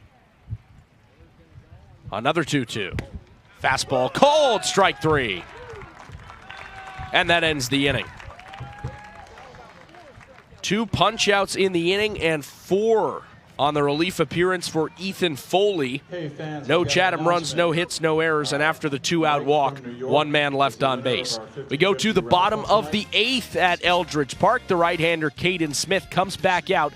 His Chatham A's have a 6-2 lead over the Orleans Firebirds. It's Chatham A's baseball on the Cape Cod Baseball Network. Chatham on TRZ, Cape Cod. Coming out of my cage and I've been doing just fine. Gotta be down because I want it all. It started out with a kiss, how did it end up like this? It was only a kiss, it was only a kiss. Now I'm falling asleep and she's calling a cab while he's having a smoke and she's taking a drag. Now they're going to bed and my stomach is sick and it's all in my head, but she's touching his chest. Now he takes off her dress. Now let me go.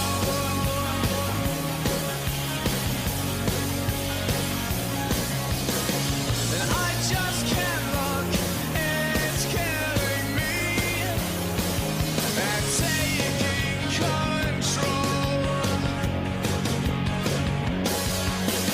Jealousy turning saints into the sea, swimming through sick lullabies, choking on your alibis. But it's just the price I pay. Destiny is calling me. Open up my eager eyes, 'cause I missed the bright side. This broadcast is a copyrighted production of the Cape Cod Baseball League. Any unauthorized duplication, retransmission, or other use is strictly prohibited. To the bottom of the 8th at Eldridge Park, it's Chatham 6 and Orleans 2. With Hudson Ridley, I'm Jake Klein. Caden Smith, the Chatham righty, out for his 3rd inning of relief. He faces the top of the Orleans order. First pitch to Anthony Potestio. Upstairs with the fastball, 1-0. Smith came in after the A's starter Gavin Jones went 5 innings. He allowed 2 earned runs on 5 hits, 2 walks and 4 Ks for Jones. 1-0. Breaking ball skips down and in, past Noah Miller's glove to the backstop. It's 2 balls, no strikes on Potestio. A light misty fog blowing in from center field, across toward right. Wind blowing straight in, according to the American flag in right center. 2-0. Just low. Fastball looked right around the knees. Earns a good pitch call from Jay Powell, the A's pitching coach in the third base dugout. Mickey Garcia doesn't bite behind the plate. And it's 3-0. Smith winds up. Here's the pitch. High, ball 4.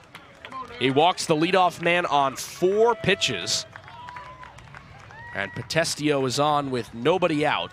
He reaches for the second time today. He's still 1 of 3. It's the first walk issued by Smith out of the A's bullpen. So runner on first with nobody out.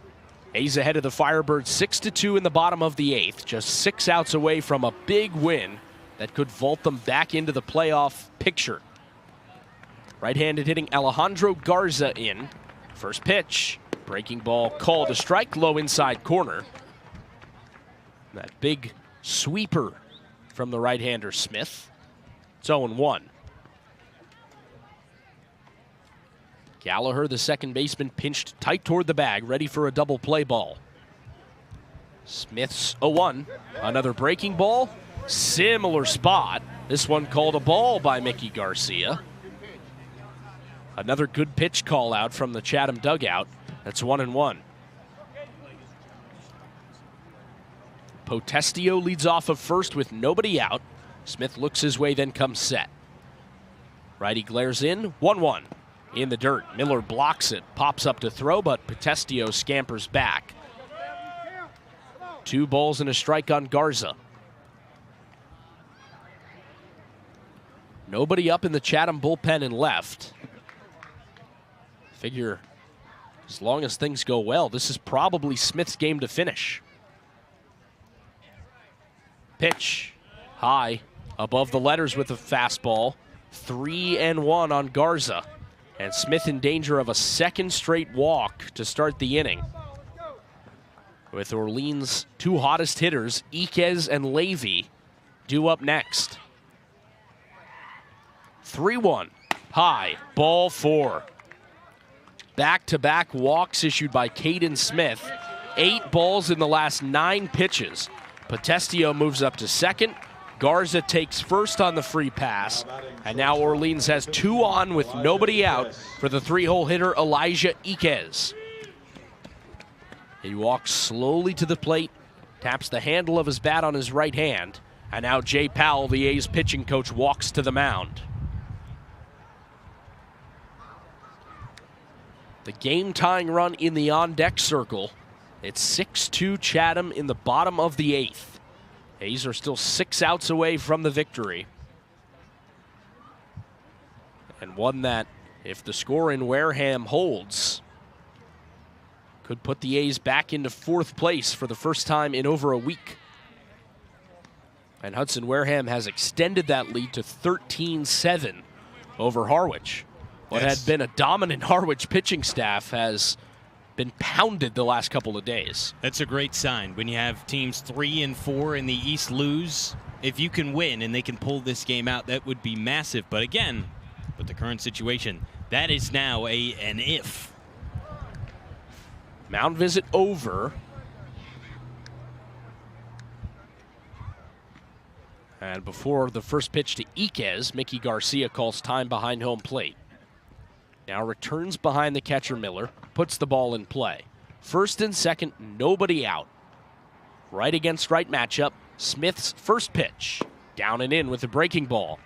9 of the first 10 pitches in the bottom of the 8th have missed the zone. It's 1-0.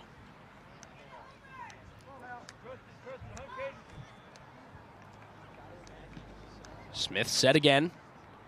Looks to second, here's the pitch. Fastball popped foul. Over the home plate backstop and out of play. Up onto the hill. A gaggle of kids chase after it. And it goes to 1-1 on Elijah Iquez. Right-handed hitting shortstop from Hawaii is 1 of 2. Singled in the first, walked in the third, also lined to left. Smith comes set. Here's the pitch. High with the fastball, throw to first. Fralick leaps to grab it and save it from sailing into right field. He was not near the bag. Miller threw it anyway. Iquez got back.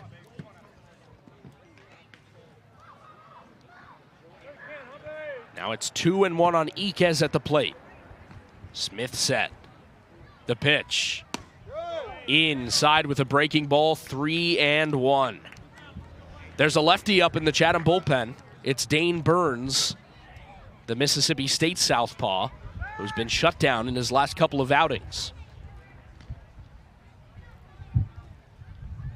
Smith ready for a 3-1 pitch to Iquez. Here it is. Breaking ball called a strike inside corner, and the count goes full on the right-handed hitter. He meanders around outside the right-handed box, now digs back in. Back right foot on the almost gone painted white line in the back of the box.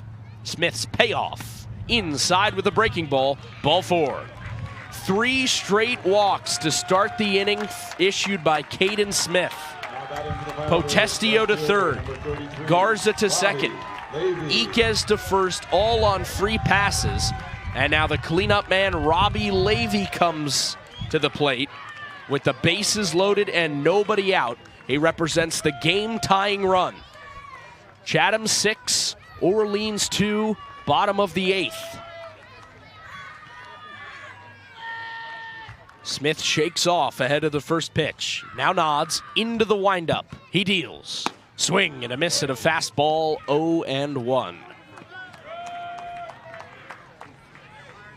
Levy is 0 of 3.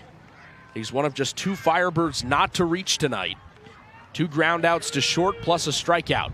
0-1. Upstairs with a fastball, 1-1. Smith did not walk a hitter in his first 2 innings. Faced 1 over the minimum. He's walked the first 3 in the 8th. 1-1. Outside. Breaking ball misses again.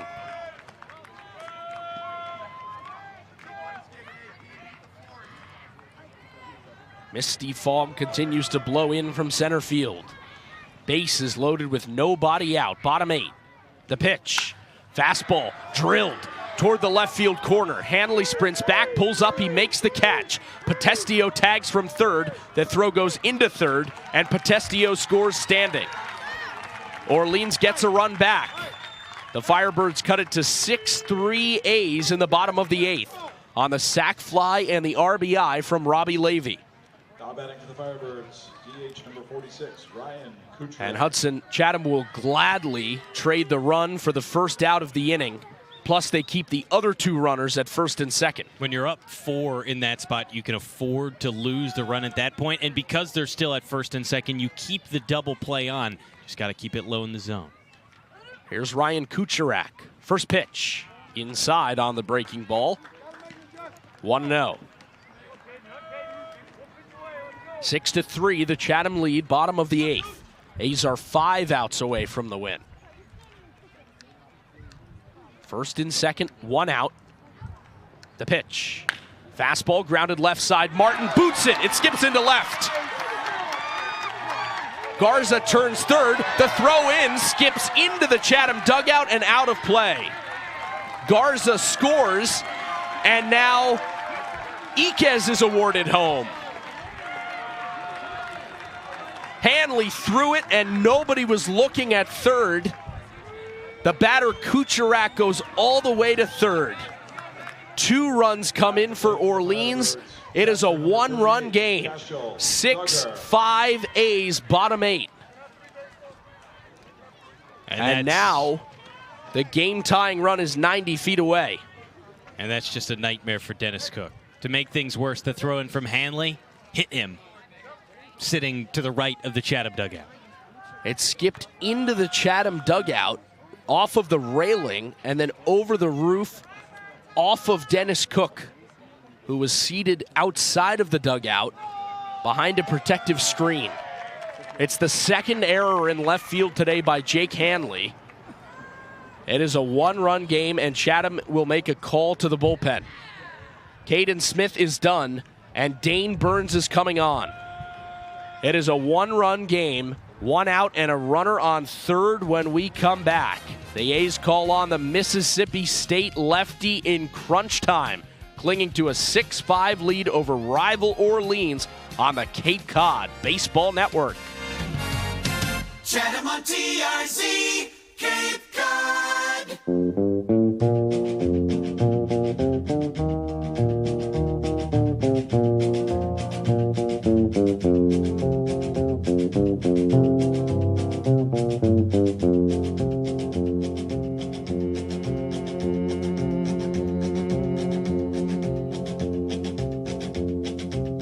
I keep a close watch on this heart of mine. I keep my eyes wide open all the time. I keep the ends out for the tie that binds. Because you're mine, I walk the line.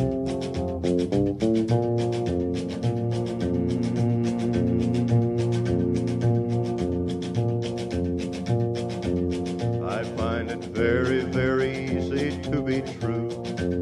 I find myself alone when each day's through. Yes, I'll admit that I'm a fool for you. Because you're mine, I walk the line.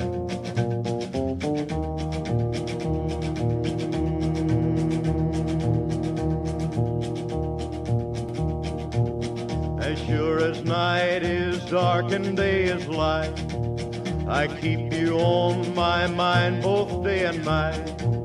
And happiness I've known proves that it's right.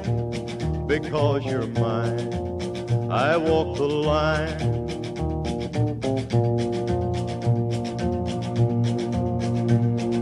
Back at Eldridge Park, it's crunch time. Chatham 6, Orleans 5 in the bottom of the 8th. 3 Firebird runs already in the inning. And Orleans has a runner on third with only 1 out after a double Chatham error.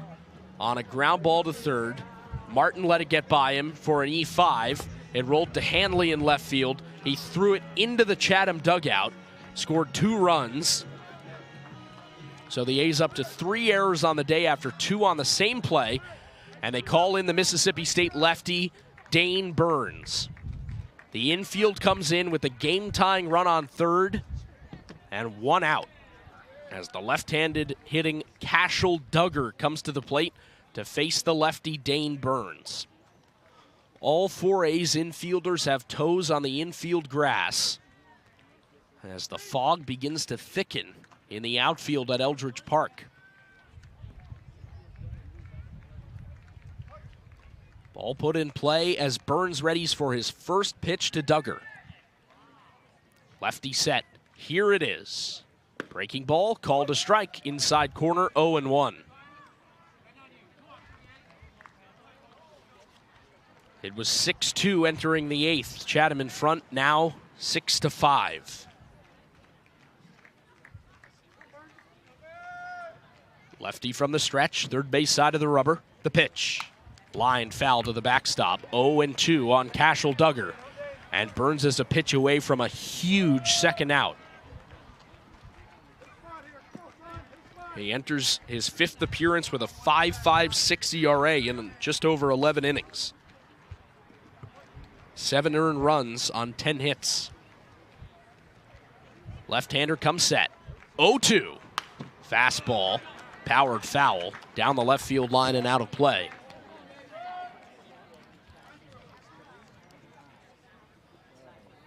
Twelve strikeouts for Burns in just over 11 innings, averaging just more than a strikeout per inning. A K would be massive here. Duggar widens up. 0-2. Punched foul in the air over third and out of play. He's a tough strikeout. Widens up his stance, chokes up on his black-dipped bat. He's K'd just 13 times in 51 trips to the plate. Burns trying to make that 14. Another 0-2. Down and away with the fastball. Duggar lays off. It's 1-2. Chatham infield remains in. Runner at third with 1 out in a 6-5 game, bottom of the 8th. Burns sets again. Lefty peers in. 1-2. Fastball lined foul off the screen above the Chatham dugout. Another foul ball slapped the opposite way by Duggar. And the count stays a ball and 2 strikes. The next pitch will be the 7th of the at-bat. Burns gets the sign, nods again. Duggar deepens his crouch in the lefty box. 1-2. Breaking ball, called strike 3. An enormous strikeout for Dane Burns. He punches out Cashel, Duggar looking, 2 gone. And now it's up to Dawson Bryce to get the run in. Right-handed hitting first baseman from UNC Charlotte is 0 of 3. Burns ready. First pitch. Swing and a miss at a breaking ball. Cuts over it. 0-1.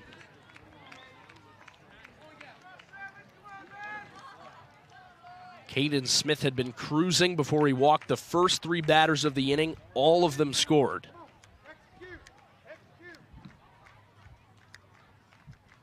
Oh, 1.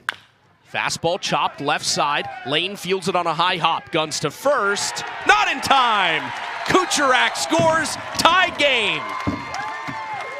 Dennis Cook kicks the side of the Chatham dugout. The A's have squandered a 4-run lead. It is 6-6 in the bottom of the 8th. Unbelievable. Back-to-back nights where this has been the case. Games that should be Chatham wins, slowly creeping in to something else. It's an RBI infield single for Dawson Bryce. He legged out a high chopper to the left side. He's on first with 2 out. First pitch to Jonathan Mendez. And before that pitch, Burns checks on first. Bryce dives back safely. Last night in a 2-2 game, bottom of the 9th, the A's had the bases loaded and nobody out and didn't score. Lost 4-2 in extras. First pitch. Fastball called a strike. Inner third, 0-1. Tonight they lead by 4 into the bottom of the 8th and blow that lead.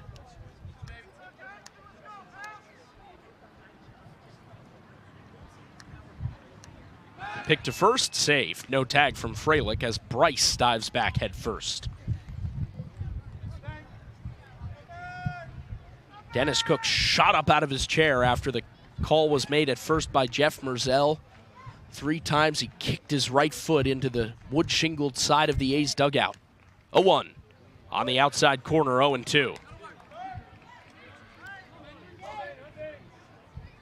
Orleans has scored 4 runs in the bottom of the 8th, and they did it on, so far, just 1 hit.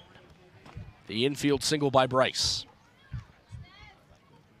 0-2 to Mendez. Chopped right side. Freilich gloves it on a backhand. Flip to Burns. Got him. It almost bounced over Freilich's head, drawn in holding the runner. He went back on it like an outfielder fielding a pop fly. Grabbed it above his head and tossed to Burns in time to end the inning. But it's a brand new ball game as we go to the 9th. Orleans scores 4 runs on just 1 hit. 2 Chatham errors and 1 man left on base after the 8th. It's tied. 6-6. We go to the 9th. Daniel Jackson, Reed Stallman, and Chase Freilich will face a new Firebird righty when we come back. It's a brand new ball game on the Cape Cod Baseball Network. Chatham on TRC, Cape Cod.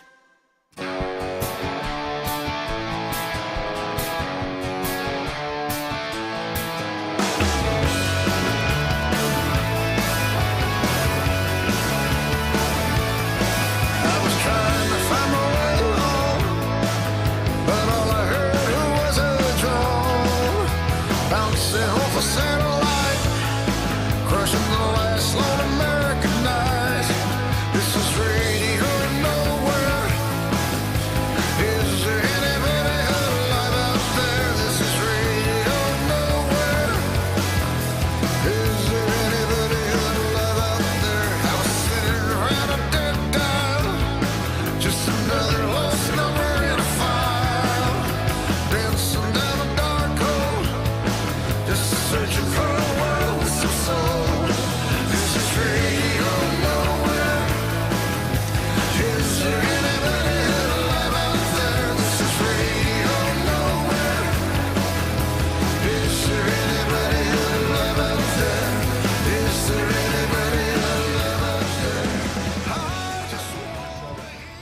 When we entered the 8th, Chatham led 6-2. Now we enter the 9th in a 6-6 game at Eldridge Park.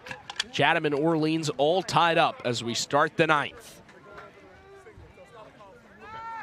The right-hander is into the game for Orleans. It's the closer, Steele Murdoch. He makes his 10th appearance, and the all-star-bound righty has a 1.93 ERA in just over 9 innings pitched on the season. Only 8 hits allowed in those 9 innings and just 2 earned runs. First pitch to Daniel Jackson. Fouled off in the air, first base side out of play. 0-1. Chatham allowed 4 runs to allow Orleans to tie the game in the bottom of the 8th. 3 straight walks loaded the bases to start that inning. 0-1.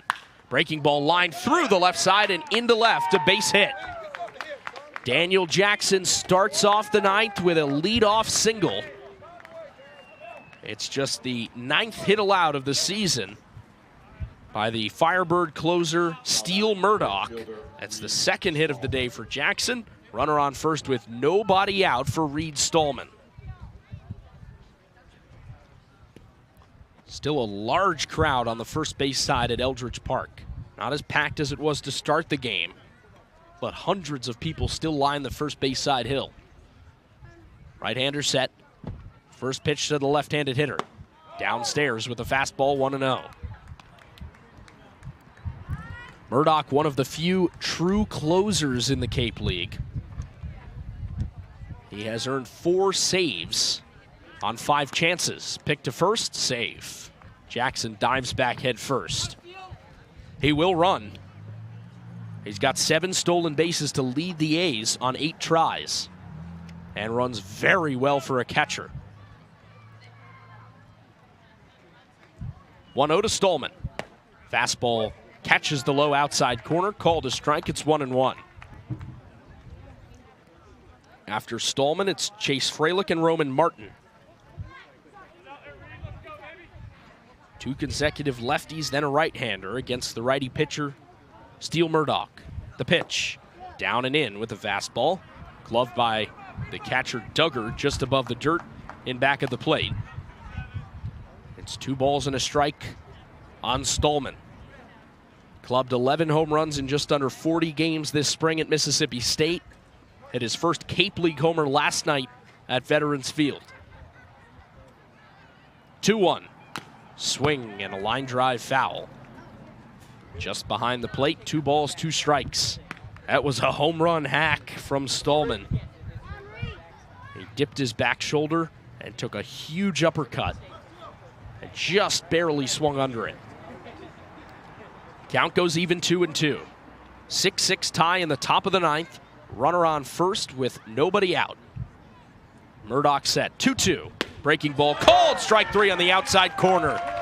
He busts out the breaking ball for the first time and freezes Stallman. The strikeout is the first out of the top of the 9th.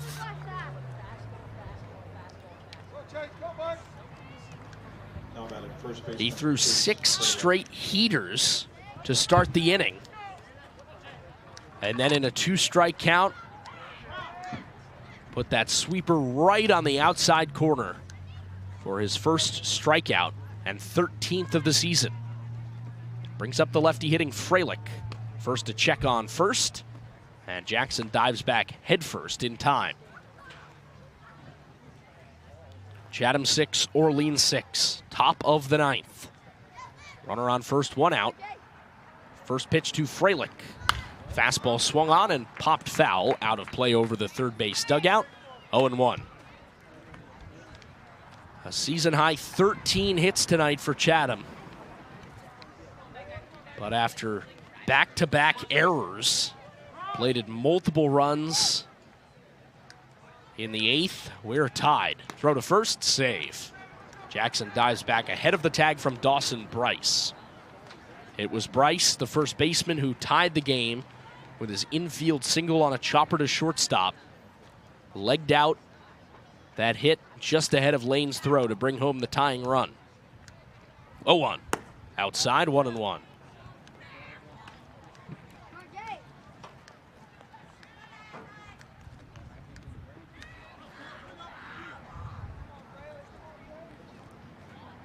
Right-hander Steele Murdoch looks in.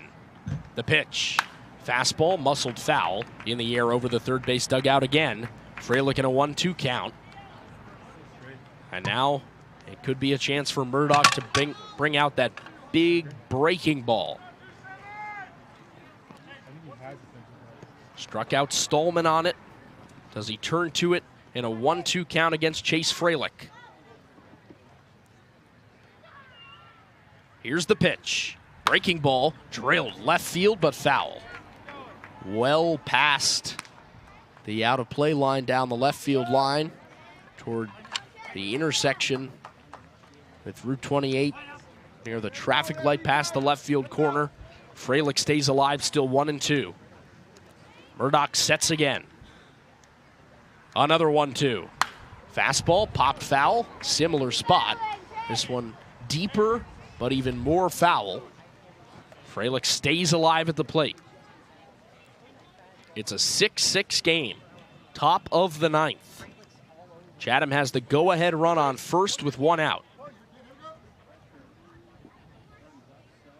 Murdoch shakes off, then nods. Comes set. A third 1-2 pitch in the dirt. Freilich lays off. It's 2 balls, 2 strikes.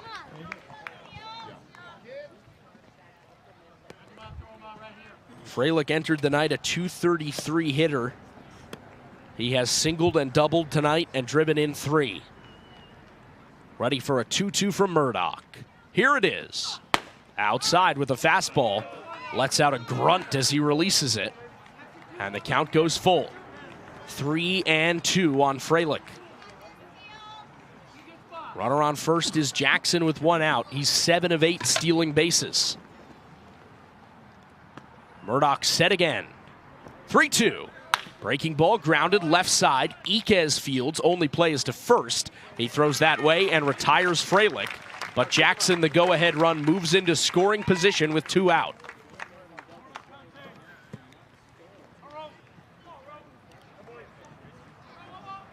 Now batting third baseman. 6-6. Top of the ninth at Eldridge Park.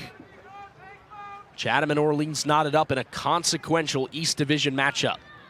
Firebirds in third place in the East have a 3-point lead on Chatham and a 1-point lead on fourth place Harwich, which is an out away from losing at Wareham. Kelly Nicholson walks to the mound to meet with his reliever Steele Murdoch. It's a rare trip to the mound for the Orleans skipper without making a pitching change, but he knows it's a consequential at-bat coming up with Roman Martin at the plate. Murdoch is one of the few guys in the Cape League that has the position of closer on their teams. The A's do not have one such player. Murdoch is that for Orleans, and for the entire season, he's been stellar. The A's need to touch him for what would have been really the first time this year. Wareham has officially defeated Harwich at Spillane Field. So if Chatham can come back, jump ahead and win this game, they will tie the Mariners for fourth place in the Cape League's East Division. Mound visit over. Runner on second, 2 out. Right against right, the first pitch to Martin. In the dirt. Picked by the catcher, Duggar. Fakes a throw to second as Jackson scampers back. 6-6 the score in the top of the ninth. Just a half inning ago, it was 6-2 Chatham. 1-0 in the dirt, but Martin swings over it. And it's a ball and a strike. Bounced a foot in front of home plate. Martin cut over it anyway. The fog starting to thicken at Eldridge Park.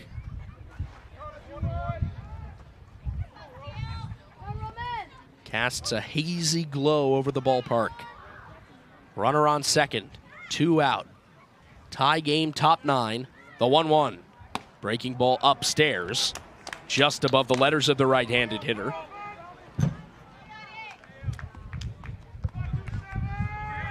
Two balls and a strike on Roman Martin. He is 2 of 4 today. A single and a home run. A solo shot in the 6th. His first of the Cape League summer. 2-1. Swing and a miss at a fastball. Murdoch blows it past him. The first heater of the at-bat thrown to Martin. And now Murdoch is a strike away from escaping the 9th with the tie still intact. Right-hander comes to a set. Is 2-2. Breaking ball, called strike 3. Martin hops around in the righty batter's box as he complains to Mickey Garcia, the home plate umpire. Steele Murdoch leaves a runner in scoring position and sends the Firebirds to the bottom of the 9th with a chance to walk it off. No Chatham runs on a hit, no errors, and 1 man left on base. Dane Burns comes back out to the mound. He will try to send this game to extras. Michael Crossland, Anthony Potestio, and Alejandro Garza. 9-1-2 in the Orleans order due up when we return. It is a 6-6 tie at Eldridge Park on the Cape Cod Baseball Network. Sports Radio, play-by-play. Go A's, Chatham on GRC.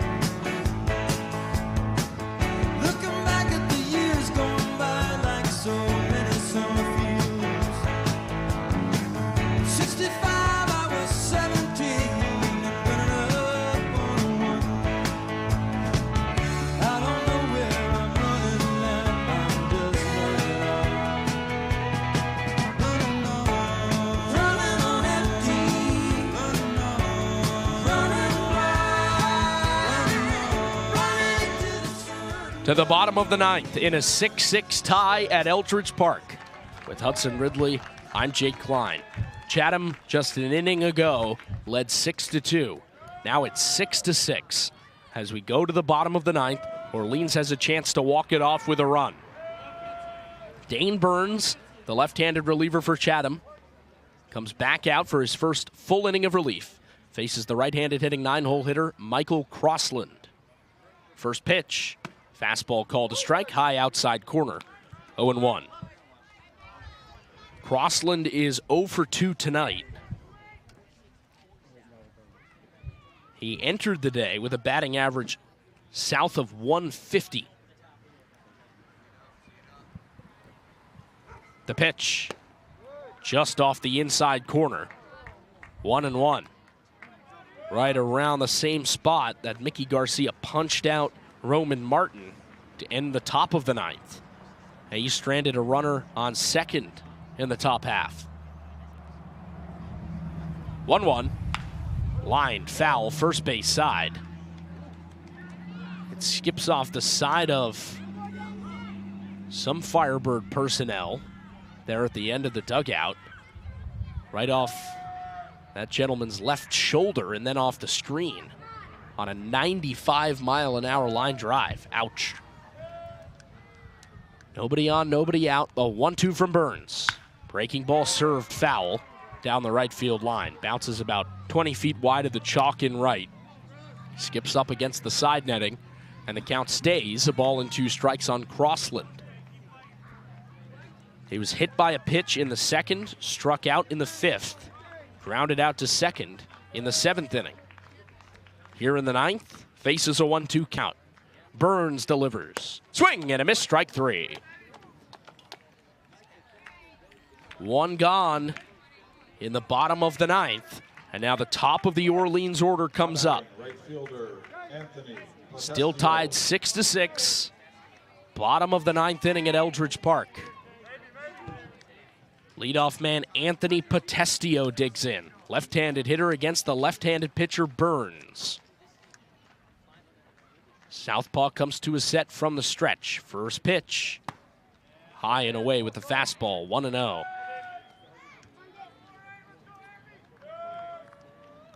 Roman Martin even with the bag at third, protecting against a possible bunt from the left-handed hitter. Burns ready for the 1-0. He deals. Line foul to the backstop. Almost directly behind home plate. Slightly offset third base side. It bounces off the netting. And it goes to a ball and a strike on Potestio. He is 1 of 3 today, has reached twice and scored a run off of back-to-back 3-hit nights. The pitch, swing and a miss at a breaking ball. Burns sends him chasing. Potestio swings over it, down and away. And it's a ball and 2 strikes. Right-handed hitting Alejandro Garza would be next. First, Burns must handle Potestio at the plate. 1-2. Breaking ball just nicked foul. Off the bat, and then off of the catcher Noah Miller's mask. It goes to, or rather it stays, a ball and 2 strikes on the left-handed hitting Potestio. Fog really starting to get thick at Eldridge Park. This is rivaling some nights at Veterans Field. American flag in center becoming hard to see from behind home plate. 1-2. Swing and a miss, strike 3. Back-to-back punch-outs for Dane Burns start the bottom of the 9th. He is 1 out away from sending this game to an extra inning. Now batting third baseman Alejandro Garza. First, he must retire Alejandro Garza, the right-handed hitting third baseman for Orleans, who's got 2 hits tonight in 3 at-bats. That's with nobody on and 2 out. 6-6 game in the bottom of the 9th. First pitch on the outside corner, called a strike. Breaking ball from Burns, 0-1.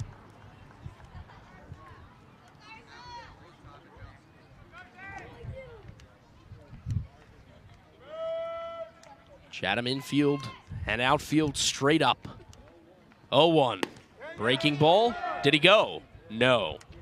Down and in, and Garza held up on the check swing. A ball and a strike on the right-handed hitter. Chatham led 6-2 heading into the bottom of the 8th. Orleans scored 4 runs on 1 hit. The pitch, up and away. 2 balls and a strike. For the first time in the inning, Orleans has a hitter ahead in the count against Burns.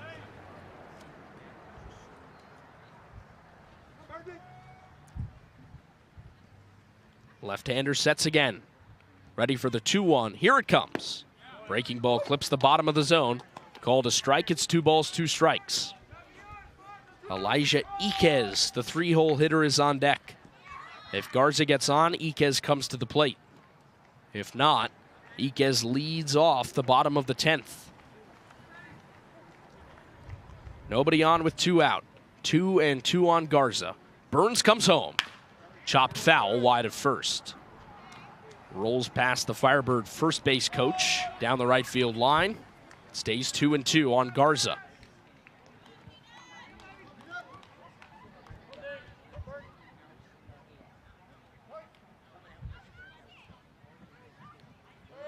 Left-hander looks in for the sign.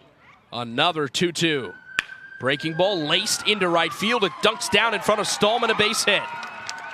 Garza turns first and stops there. Orleans has the game-winning run on first with 2 out. And a 6-6 tie, bottom 9. And now Elijah Iquez comes up. Now batting for the Firebirds, shortstop number 15, Elijah Iquez. It's the 3rd hit of the night for Garza.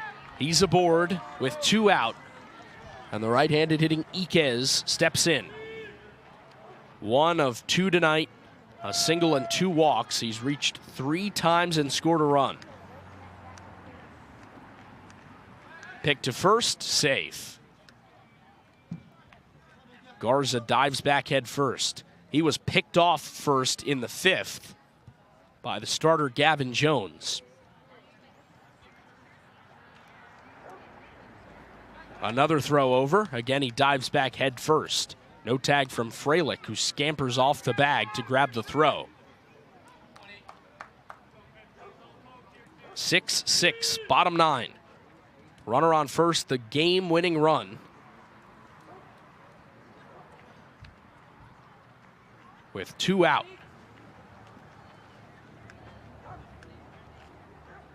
Burns comes set, looks at the runner at first.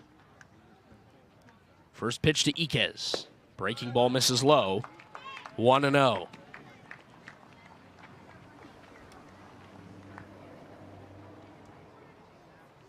Gavin Jones turned in a solid start for the A's, went 5 innings, allowed only 2 runs, had them in position for the win.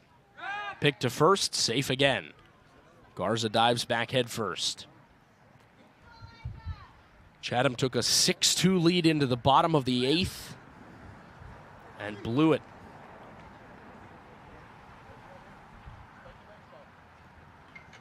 Here's the pitch. Up and away, 2-0 on Iquez.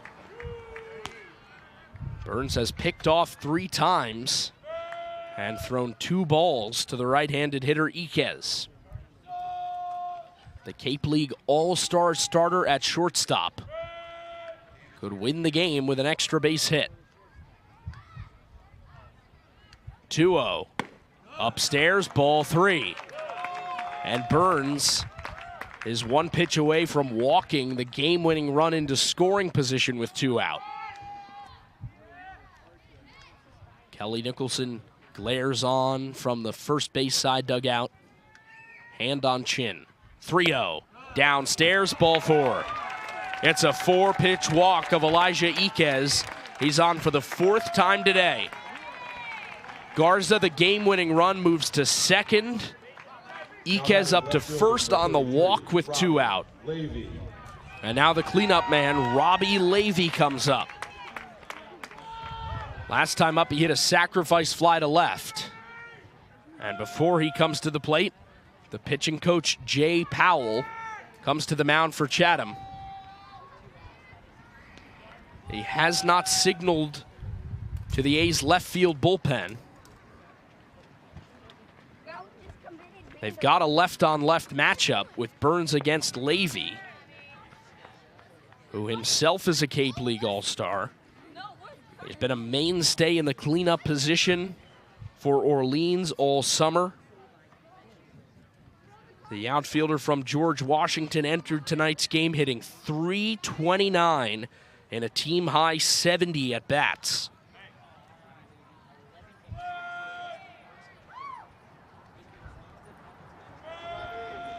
His 16 run batted in also lead Orleans.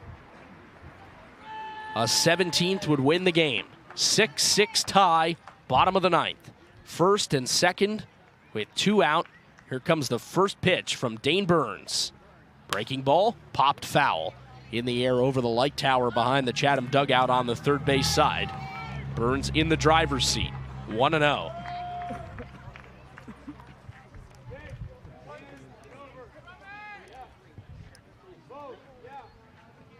The Chatham coaching staff pulls the left fielder Jake Hanley toward the line and left. 0-1. Line foul to the backstop, and Levy is in an 0-2 hole. For the second time, Burns is a strike away from sending the game to extras.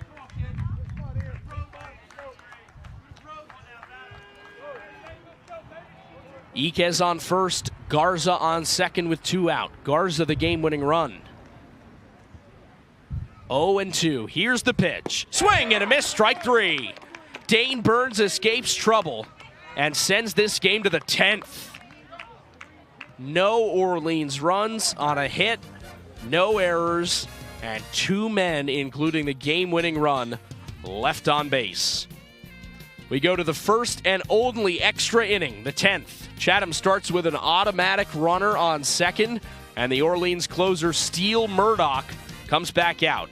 It'll be Hanley, Lane, and Gallagher to the plate, trying to break a 6-6 tie in the top of the 10th when we come back on the Cape Cod Baseball Network. Sports Radio, play-by-play. Go A's! Chatham on TRS.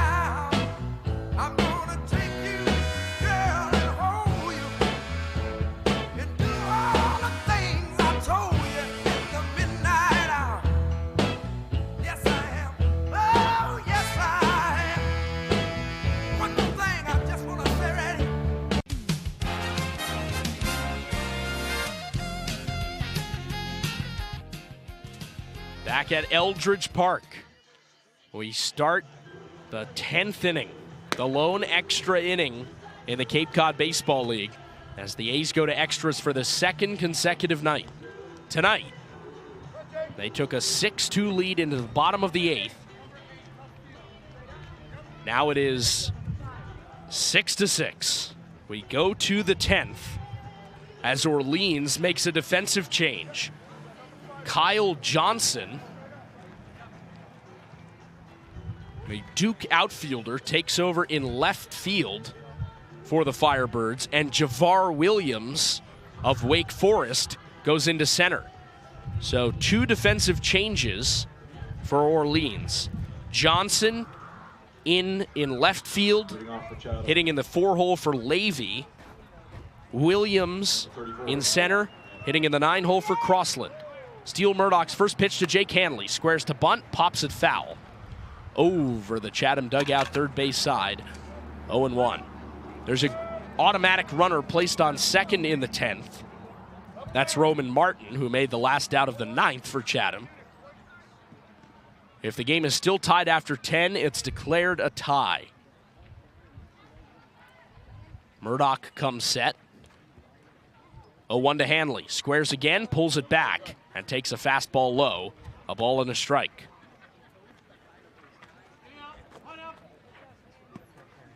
Chatham attempted a number of bunts in last night's 9th inning scenario in the tie game against Katuitt. 1-1, bunted foul behind home plate. It rolls to the backstop. Hanley fails to get it down on 2 tries. Now it's a ball and 2 strikes on him. The A's on numerous occasions this summer have failed to move runners over with bunts. Now a runner on second with nobody out. The count 1-2 on Hanley. The pitch popped foul in the air over home plate and over the backstop, out of play. Hanley stays alive at the plate. 6-6. We're in the top of the 10th at Eldridge Park. Runner on second with nobody out. Another 1-2 to Hanley. Breaking ball, grounded right side. It gets under the glove of Mendez at second and rolls into right field. Martin steams around third. He scores standing. Mendez just didn't get his glove down to the dirt. A routine grounder script rolled right under it. The E4 plates a run, and Chatham is back on top. 7-6 A's in the 10th.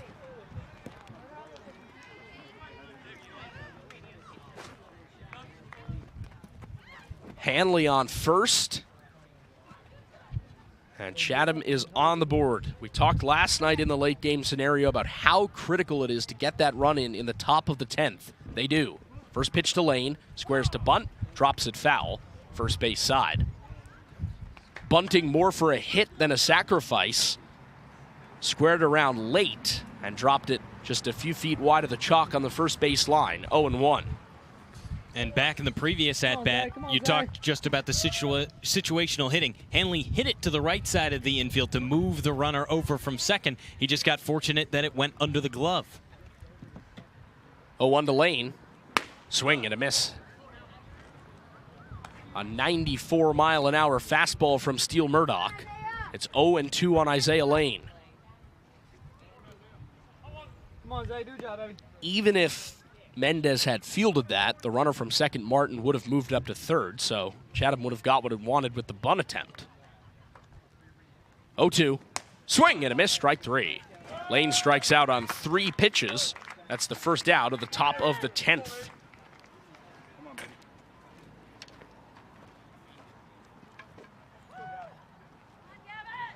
Brings up Gavin Gallagher with 1 out. Hanley still on first.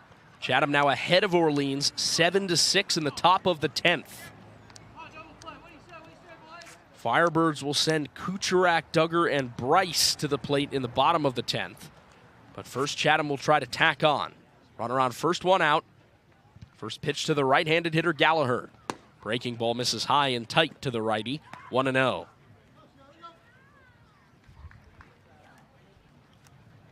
Gallagher is 2 of 4 today. Singles in the 5th and 6th. One up the middle on a grounder, one the opposite way to right field on a line drive. 1-0. Fastball, runner goes. The throw to second is offline and Hanley's safe. He got a late jump. So late, it was almost a delayed steal.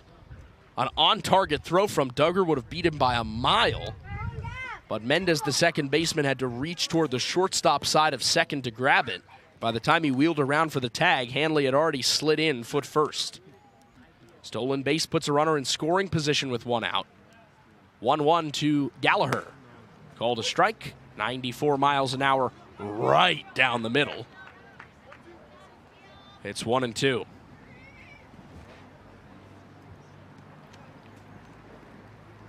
Murdoch, the Orleans closer, deals. Breaking ball grounded left side. Fielded at third by Garza. He throws to first in time. Gallagher retired 5-3, and Hanley stays put at second. Not running into the direction of the batted ball. Catcher, Noah Miller. So he stays at second now, 2 out. Chatham 7, Orleans 6, top of the 10th. It's up to Noah Miller to tack on. Right-handed hitter is 1 of 3. Single in the 5th, his lone hit of the day. Here's the pitch. Fastball called a strike, thigh high on the right-handed hitter. 0-1.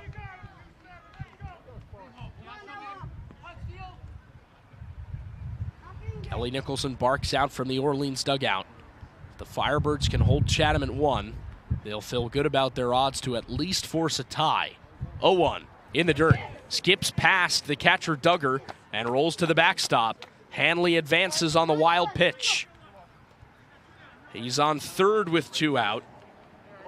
And a key insurance run 90 feet away for the A's. At the plate, the count, a ball and a strike on Noah Miller. Chatham 7, Orleans 6. Top of the 10th at Eldridge Park. Runner on third with 2 gone. Murdoch comes set. 1-1. Breaking ball, flutters over the inside corner. Called a strike. It is 1-2 on Noah Miller, who has yet to swing the bat on 3 pitches against Steele Murdoch.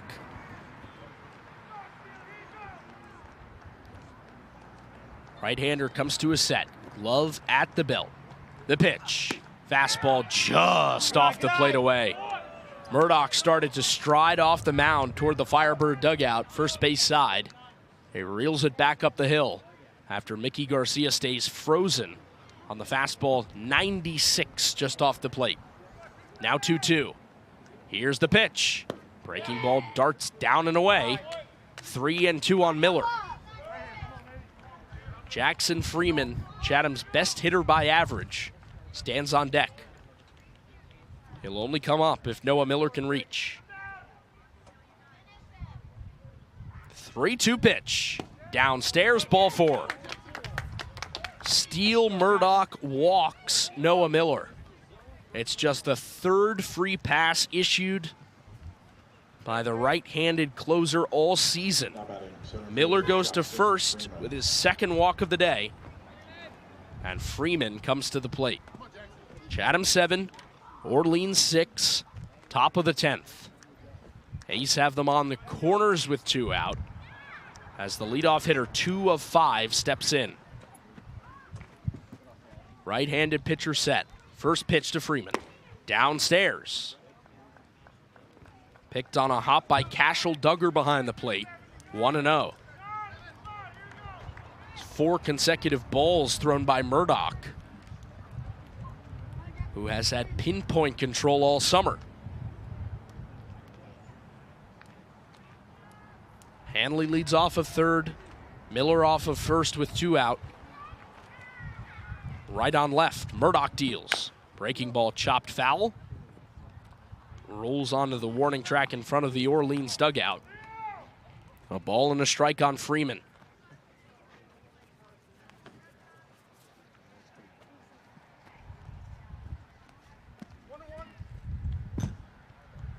He entered today's game a .270 hitter and has spiked that even higher.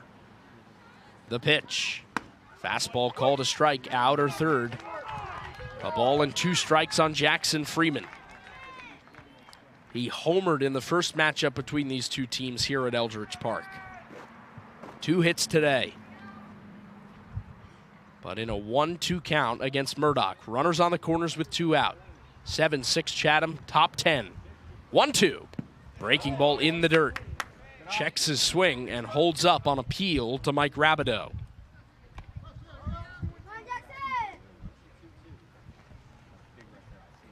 Evens the count, 2 balls, 2 strikes on the left-handed hitting Freeman. Murdoch ready from the stretch. 2-2. Upstairs, 3-2. The runner Miller, forced at first, will be off on the pitch. 7-6, Chatham in front, top of the 10th. The first and only extra inning. Runners on the corners with 2 out. The payoff pitch. Fastball popped foul in the air and out of play on the third base side. Freeman fights off a 92-mile-an-hour fastball in the bottom inside corner of the zone. And the count stays full. Miller, who was off on the pitch, retreats to first. And Murdoch comes ready on the mound. Shakes twice. Now nods. Another 3-2 pitch. Fastball lined into center field. Past the dive of Mendez, a base hit. Hanley trots home. Miller goes first to third. Jackson Freeman goes up to second on the errant throw in. Jackson Freeman pads the lead. Chatham makes it 8-6 in the top of the 10th with an RBI single. And now the throw gets away, and Miller comes home to score. But the left side umpire, Mike Rabideau, says time was called.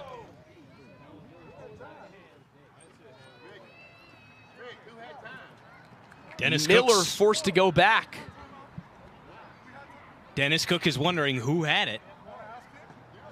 And he asks Mickey Garcia who had time, and Mickey Garcia goes, I don't know. You want to ask the first base umpire? Mickey Garcia said, I didn't call timeout.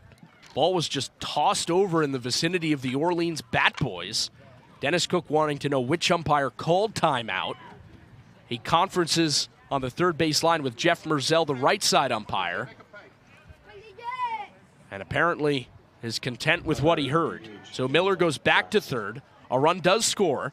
It's 8-6 Chatham in the top of the 10th. Now runners are on second and third with 2 out for Daniel Jackson. Right-hander Murdoch set in a right-on-right matchup. Here's the first pitch. Breaking ball in the dirt. Duggar slides to his right to block it and keep the runners at second and third.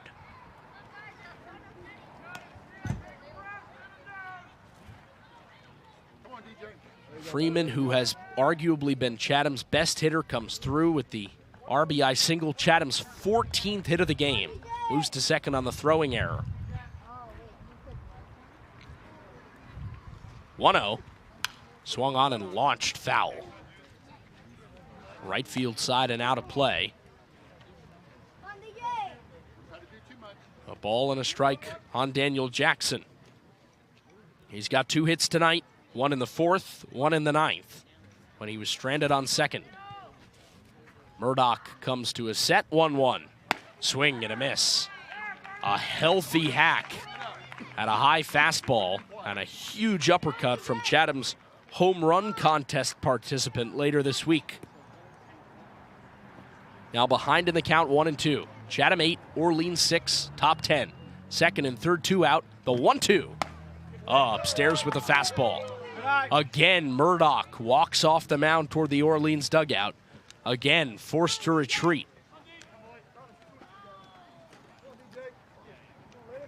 Miller off of third, Freeman off of second with 2 out. Murdoch deals 2-2. Fastball called, strike 3 on the outside corner, and that ends the inning. But Chatham scores twice and retakes the lead. The A's go up 8-6 as we head to the bottom of the 10th. An automatic runner on second, and Ryan Kucherak to the plate to lead it off against Dane Burns, coming in to try to close it out. 8-6, the Chatham lead as we go to the bottom of the 10th on the Cape Cod Baseball Network. Chatham on TRZ, Cape Cod.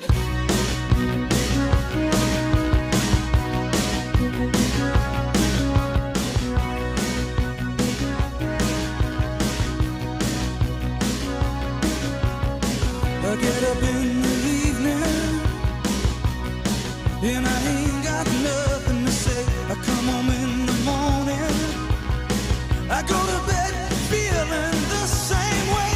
I ain't nothing but tired. Man, I'm just tired and bored with myself. Hey there, baby, I could use just a little help. You can't start a fire. You can't start a fire without a spark. This gun's for hire, even if we're just dancing in the dark.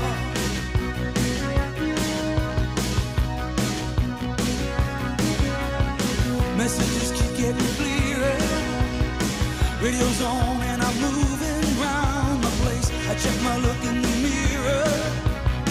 Wanna change my clothes, my hair, my face, and I ain't getting nowhere. I just live in a dump like this. Back for the bottom of the 10th at Eldridge Park. It is Chatham 8, Orleans 6 as we start the final half inning of this game, one way or the other. Automatic runner is placed on second. That's Kyle Johnson, who came in defensively last half inning for the left fielder Robbie Levy. Ryan Kucherak leads it off against the lefty reliever Dane Burns. First pitch, upstairs to the right-hander. Fastball misses. It is 1-0. The runner on second for Chatham effectively means nothing. The lead is 2 in the bottom of the 10th. Left against right, Burns with a 1-0. Breaking ball, grounded, backhand stop at third by Martin, looks at second, throws to first, got him. Nifty backhand play by Roman Martin. He snares it near the line, stares the runner Johnson back to second, and throws out Kucherak at first. Chatham is 2 outs away from the extra innings win. Duggar.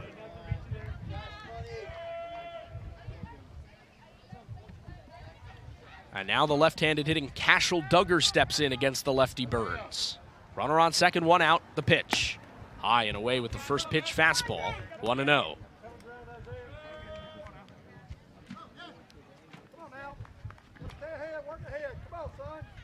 Second matchup between Duggar and Burns struck him out looking last time up. 1-0, swing and a miss. Fastball up and in. Duggar swings over it. A ball and a strike. Chatham 8, Orleans 6. Last half inning either way. It's the bottom of the 10th. 1-1. Breaking ball just below the knees. Right near the bottom of the strike zone, and Noah Miller tried to bring it up. Mickey Garcia doesn't bite. 2 balls and a strike on the left-handed hitting Duggar. Burns delivers. Fastball grounded left side. Lane stops at backhand. Off balance throw to first. Freilich stretches. They got him.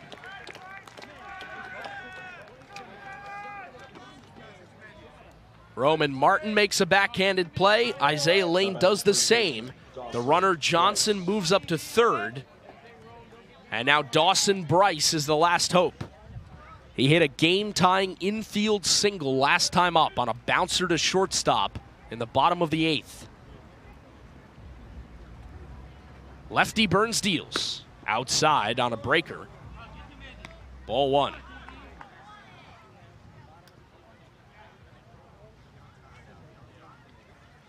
Chatham 8, Orleans 6, bottom of the 10th inning. Runner on third with 1 out.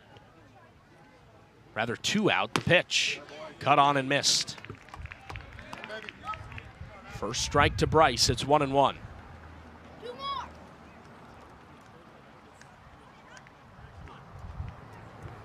Burns stares in for the sign. Left-hander comes set. 1-1 to Bryce. Fastball sawed off foul. First base side and out of play. Chatham is a strike away from a whirlwind roller coaster extra inning win. 8-6 the A's lead. Bottom of the 10th, 2 out. Runner on third. The 1-2 pitch. Swing and a miss. It gets past the catcher. Miller to the backstop. Johnson comes home to score. Bryce reaches on the strikeout and the wild pitch. Orleans gets one back. It is 8-7 Chatham in the bottom of the 10th. Now the Firebirds have the game-tying run on first with 2 out, and the game-winning run comes to the plate. It's Jonathan Mendez. And how else could this roller coaster game keep going? You get strike 3, and you can't find the ball in time. I mean, it was a great pitch by Burns, but far down and away. Miller had no chance. Hit the ground near the left-handed batter's box. So now a runner on first with 2 out. First pitch, high with a fastball to Mendez. 1-0.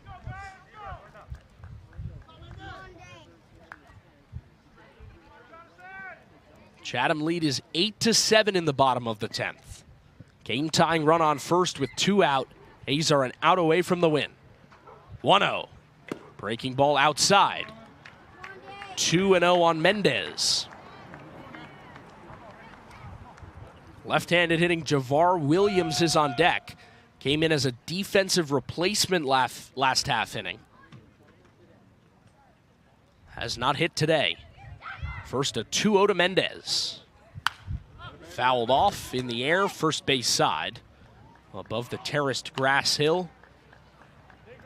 Still moderately populated with Firebird fans who have waited this game out over 3.5 hours in.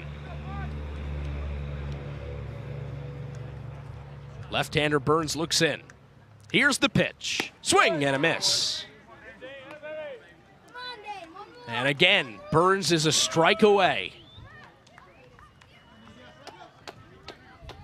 Chatham 8, Orleans 7, bottom of the 10th. Runner on first with 2 out. The 2-2 pitch to Mendez. Burns deals. Fastball chopped left side. Lane Fields flipped to second. Ball game. Chatham wins a wacky, wild roller coaster game. 8-6, 8-7 in 10 innings. They led 6-2, then blew that lead. It was tied 6-6. The A's score 2 in the top of the 10th, and by the hair on their chinny chins, hang on to beat Orleans at Eldridge Park. We've got the Anglers Extra post-game show coming up to break it all down. Hudson will have an interview. We'll get you the highlights from a wild one. Chatham blows a huge lead and then wins it in the 10th. They pick up a key 2 points and tie Harwich for 4th place in the East. Don't go anywhere. You will not want to miss this recap. Chatham wins it 8-7 in 10 innings at Eldridge Park. Anglers Extra post-game show is next. Sports Radio, play-by-play. Go A's, Chatham on GRC.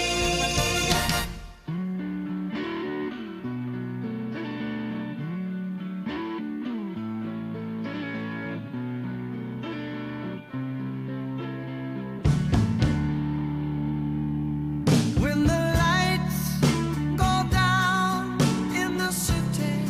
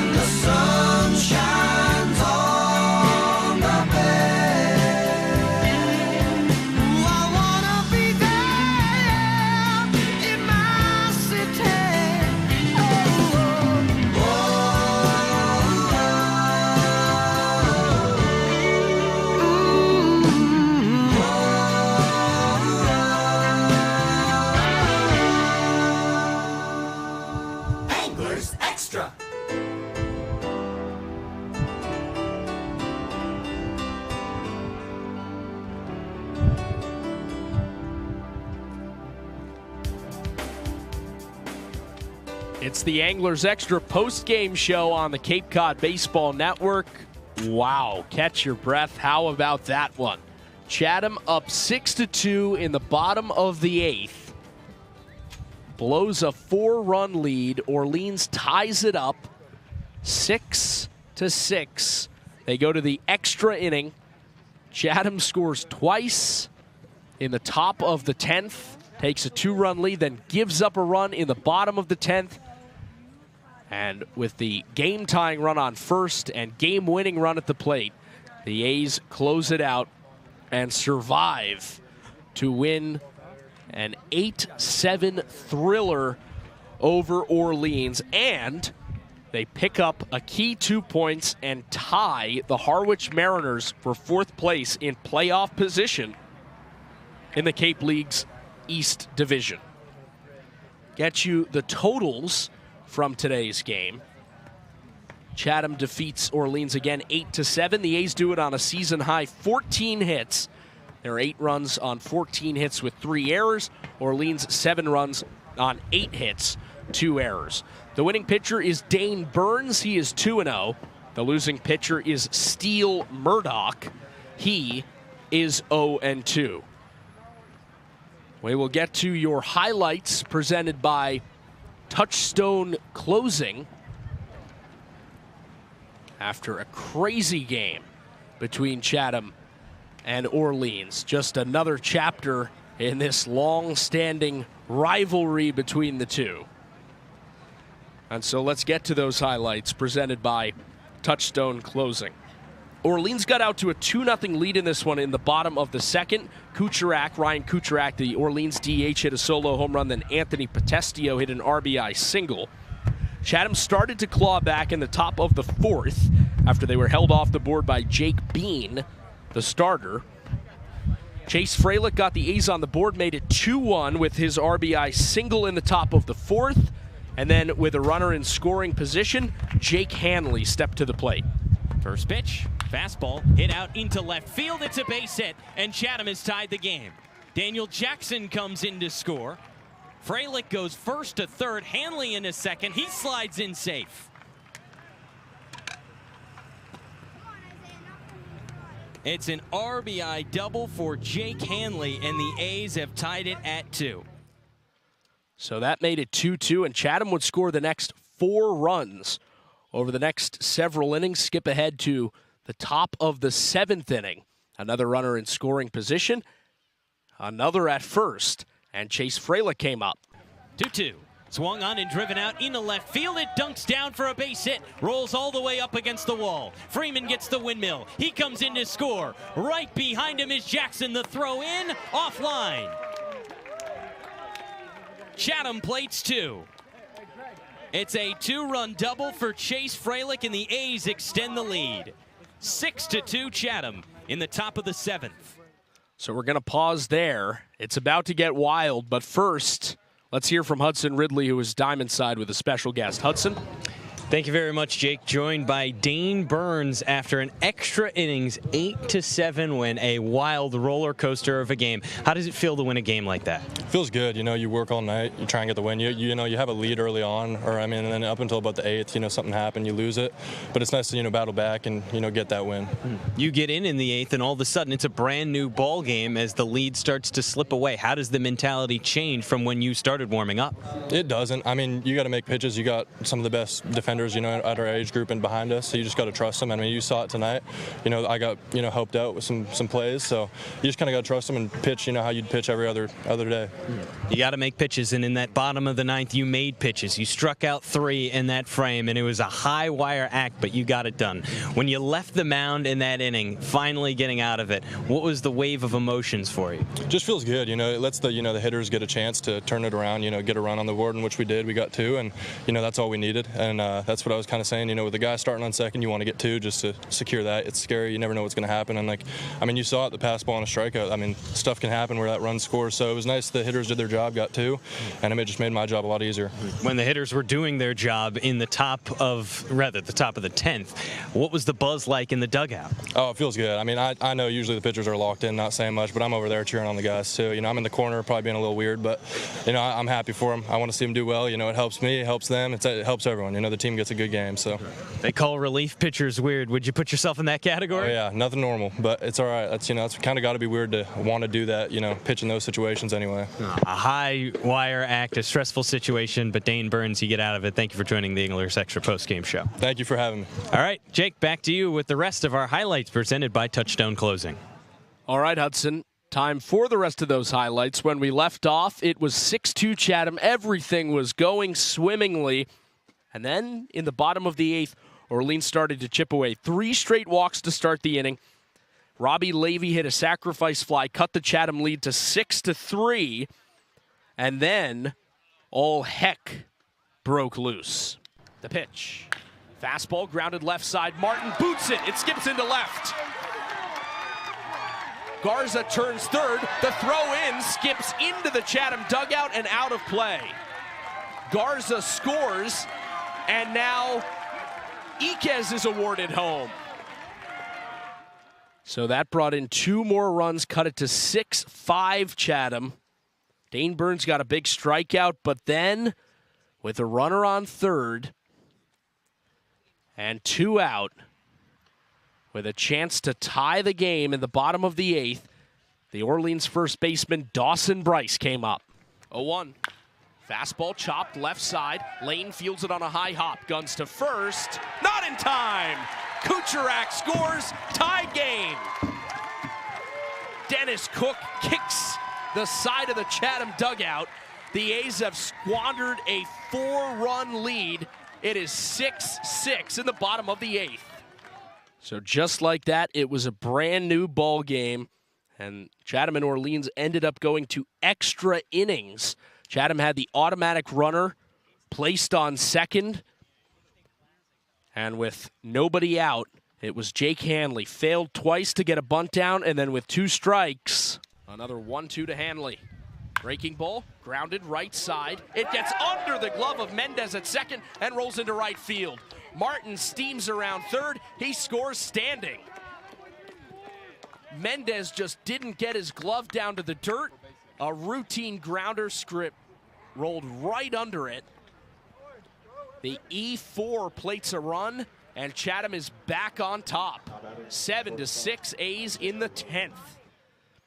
Chatham tacked on with an RBI single by Jackson Freeman, made it 8-6. Orleans did get a run on a strikeout and a wild pitch in the bottom of the 10th, but ultimately it was not enough.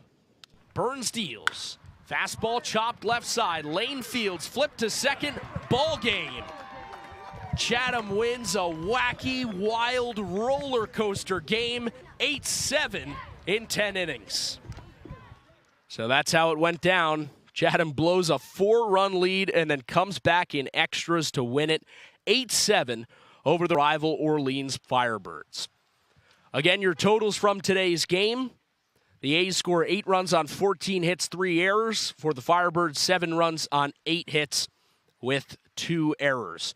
It was a 3-hour, 38-minute game that started at 6:30 and ended at 10:08 in front of 3,333 people at Eldridge Park. Dane Burns, the winner, 2-0. Steele Murdoch, the loser, 0-2. Next up for Chatham, back home for a 2-game set starting tomorrow against the Hyannis Harbor Hawks at Veterans Field. That is a 7 o'clock first pitch. A's and Harbor Hawks for the second time at Veterans Field. We'll talk to you at 6:40 on the Anglers Extra pregame show. For now, from Orleans, it's an 8-7 extra inning win for Chatham over Orleans. For our producer, Beckett Calkins, and my partner, Hudson Ridley, we say so long from Eldridge Park in Orleans. Chatham Anglers Baseball 2025 has been brought to you by the Chatham Bars Inn, Chatham Clothing Bar, Touchstone Closing, Mahi Gold, Chatham Paint and Hardware, Sweet Tomatoes Pizza, The Red Nun Bar and Grill, Short and Sweet Ice Cream, Cape Cod 5, and by the Chatham A's. Chatham A's Baseball, Sports Radio, play-by-play, summertime on Cape Cod. This has been an exclusive presentation of Chatham A's Baseball on TRZ Team Line. Chatham on TRZ.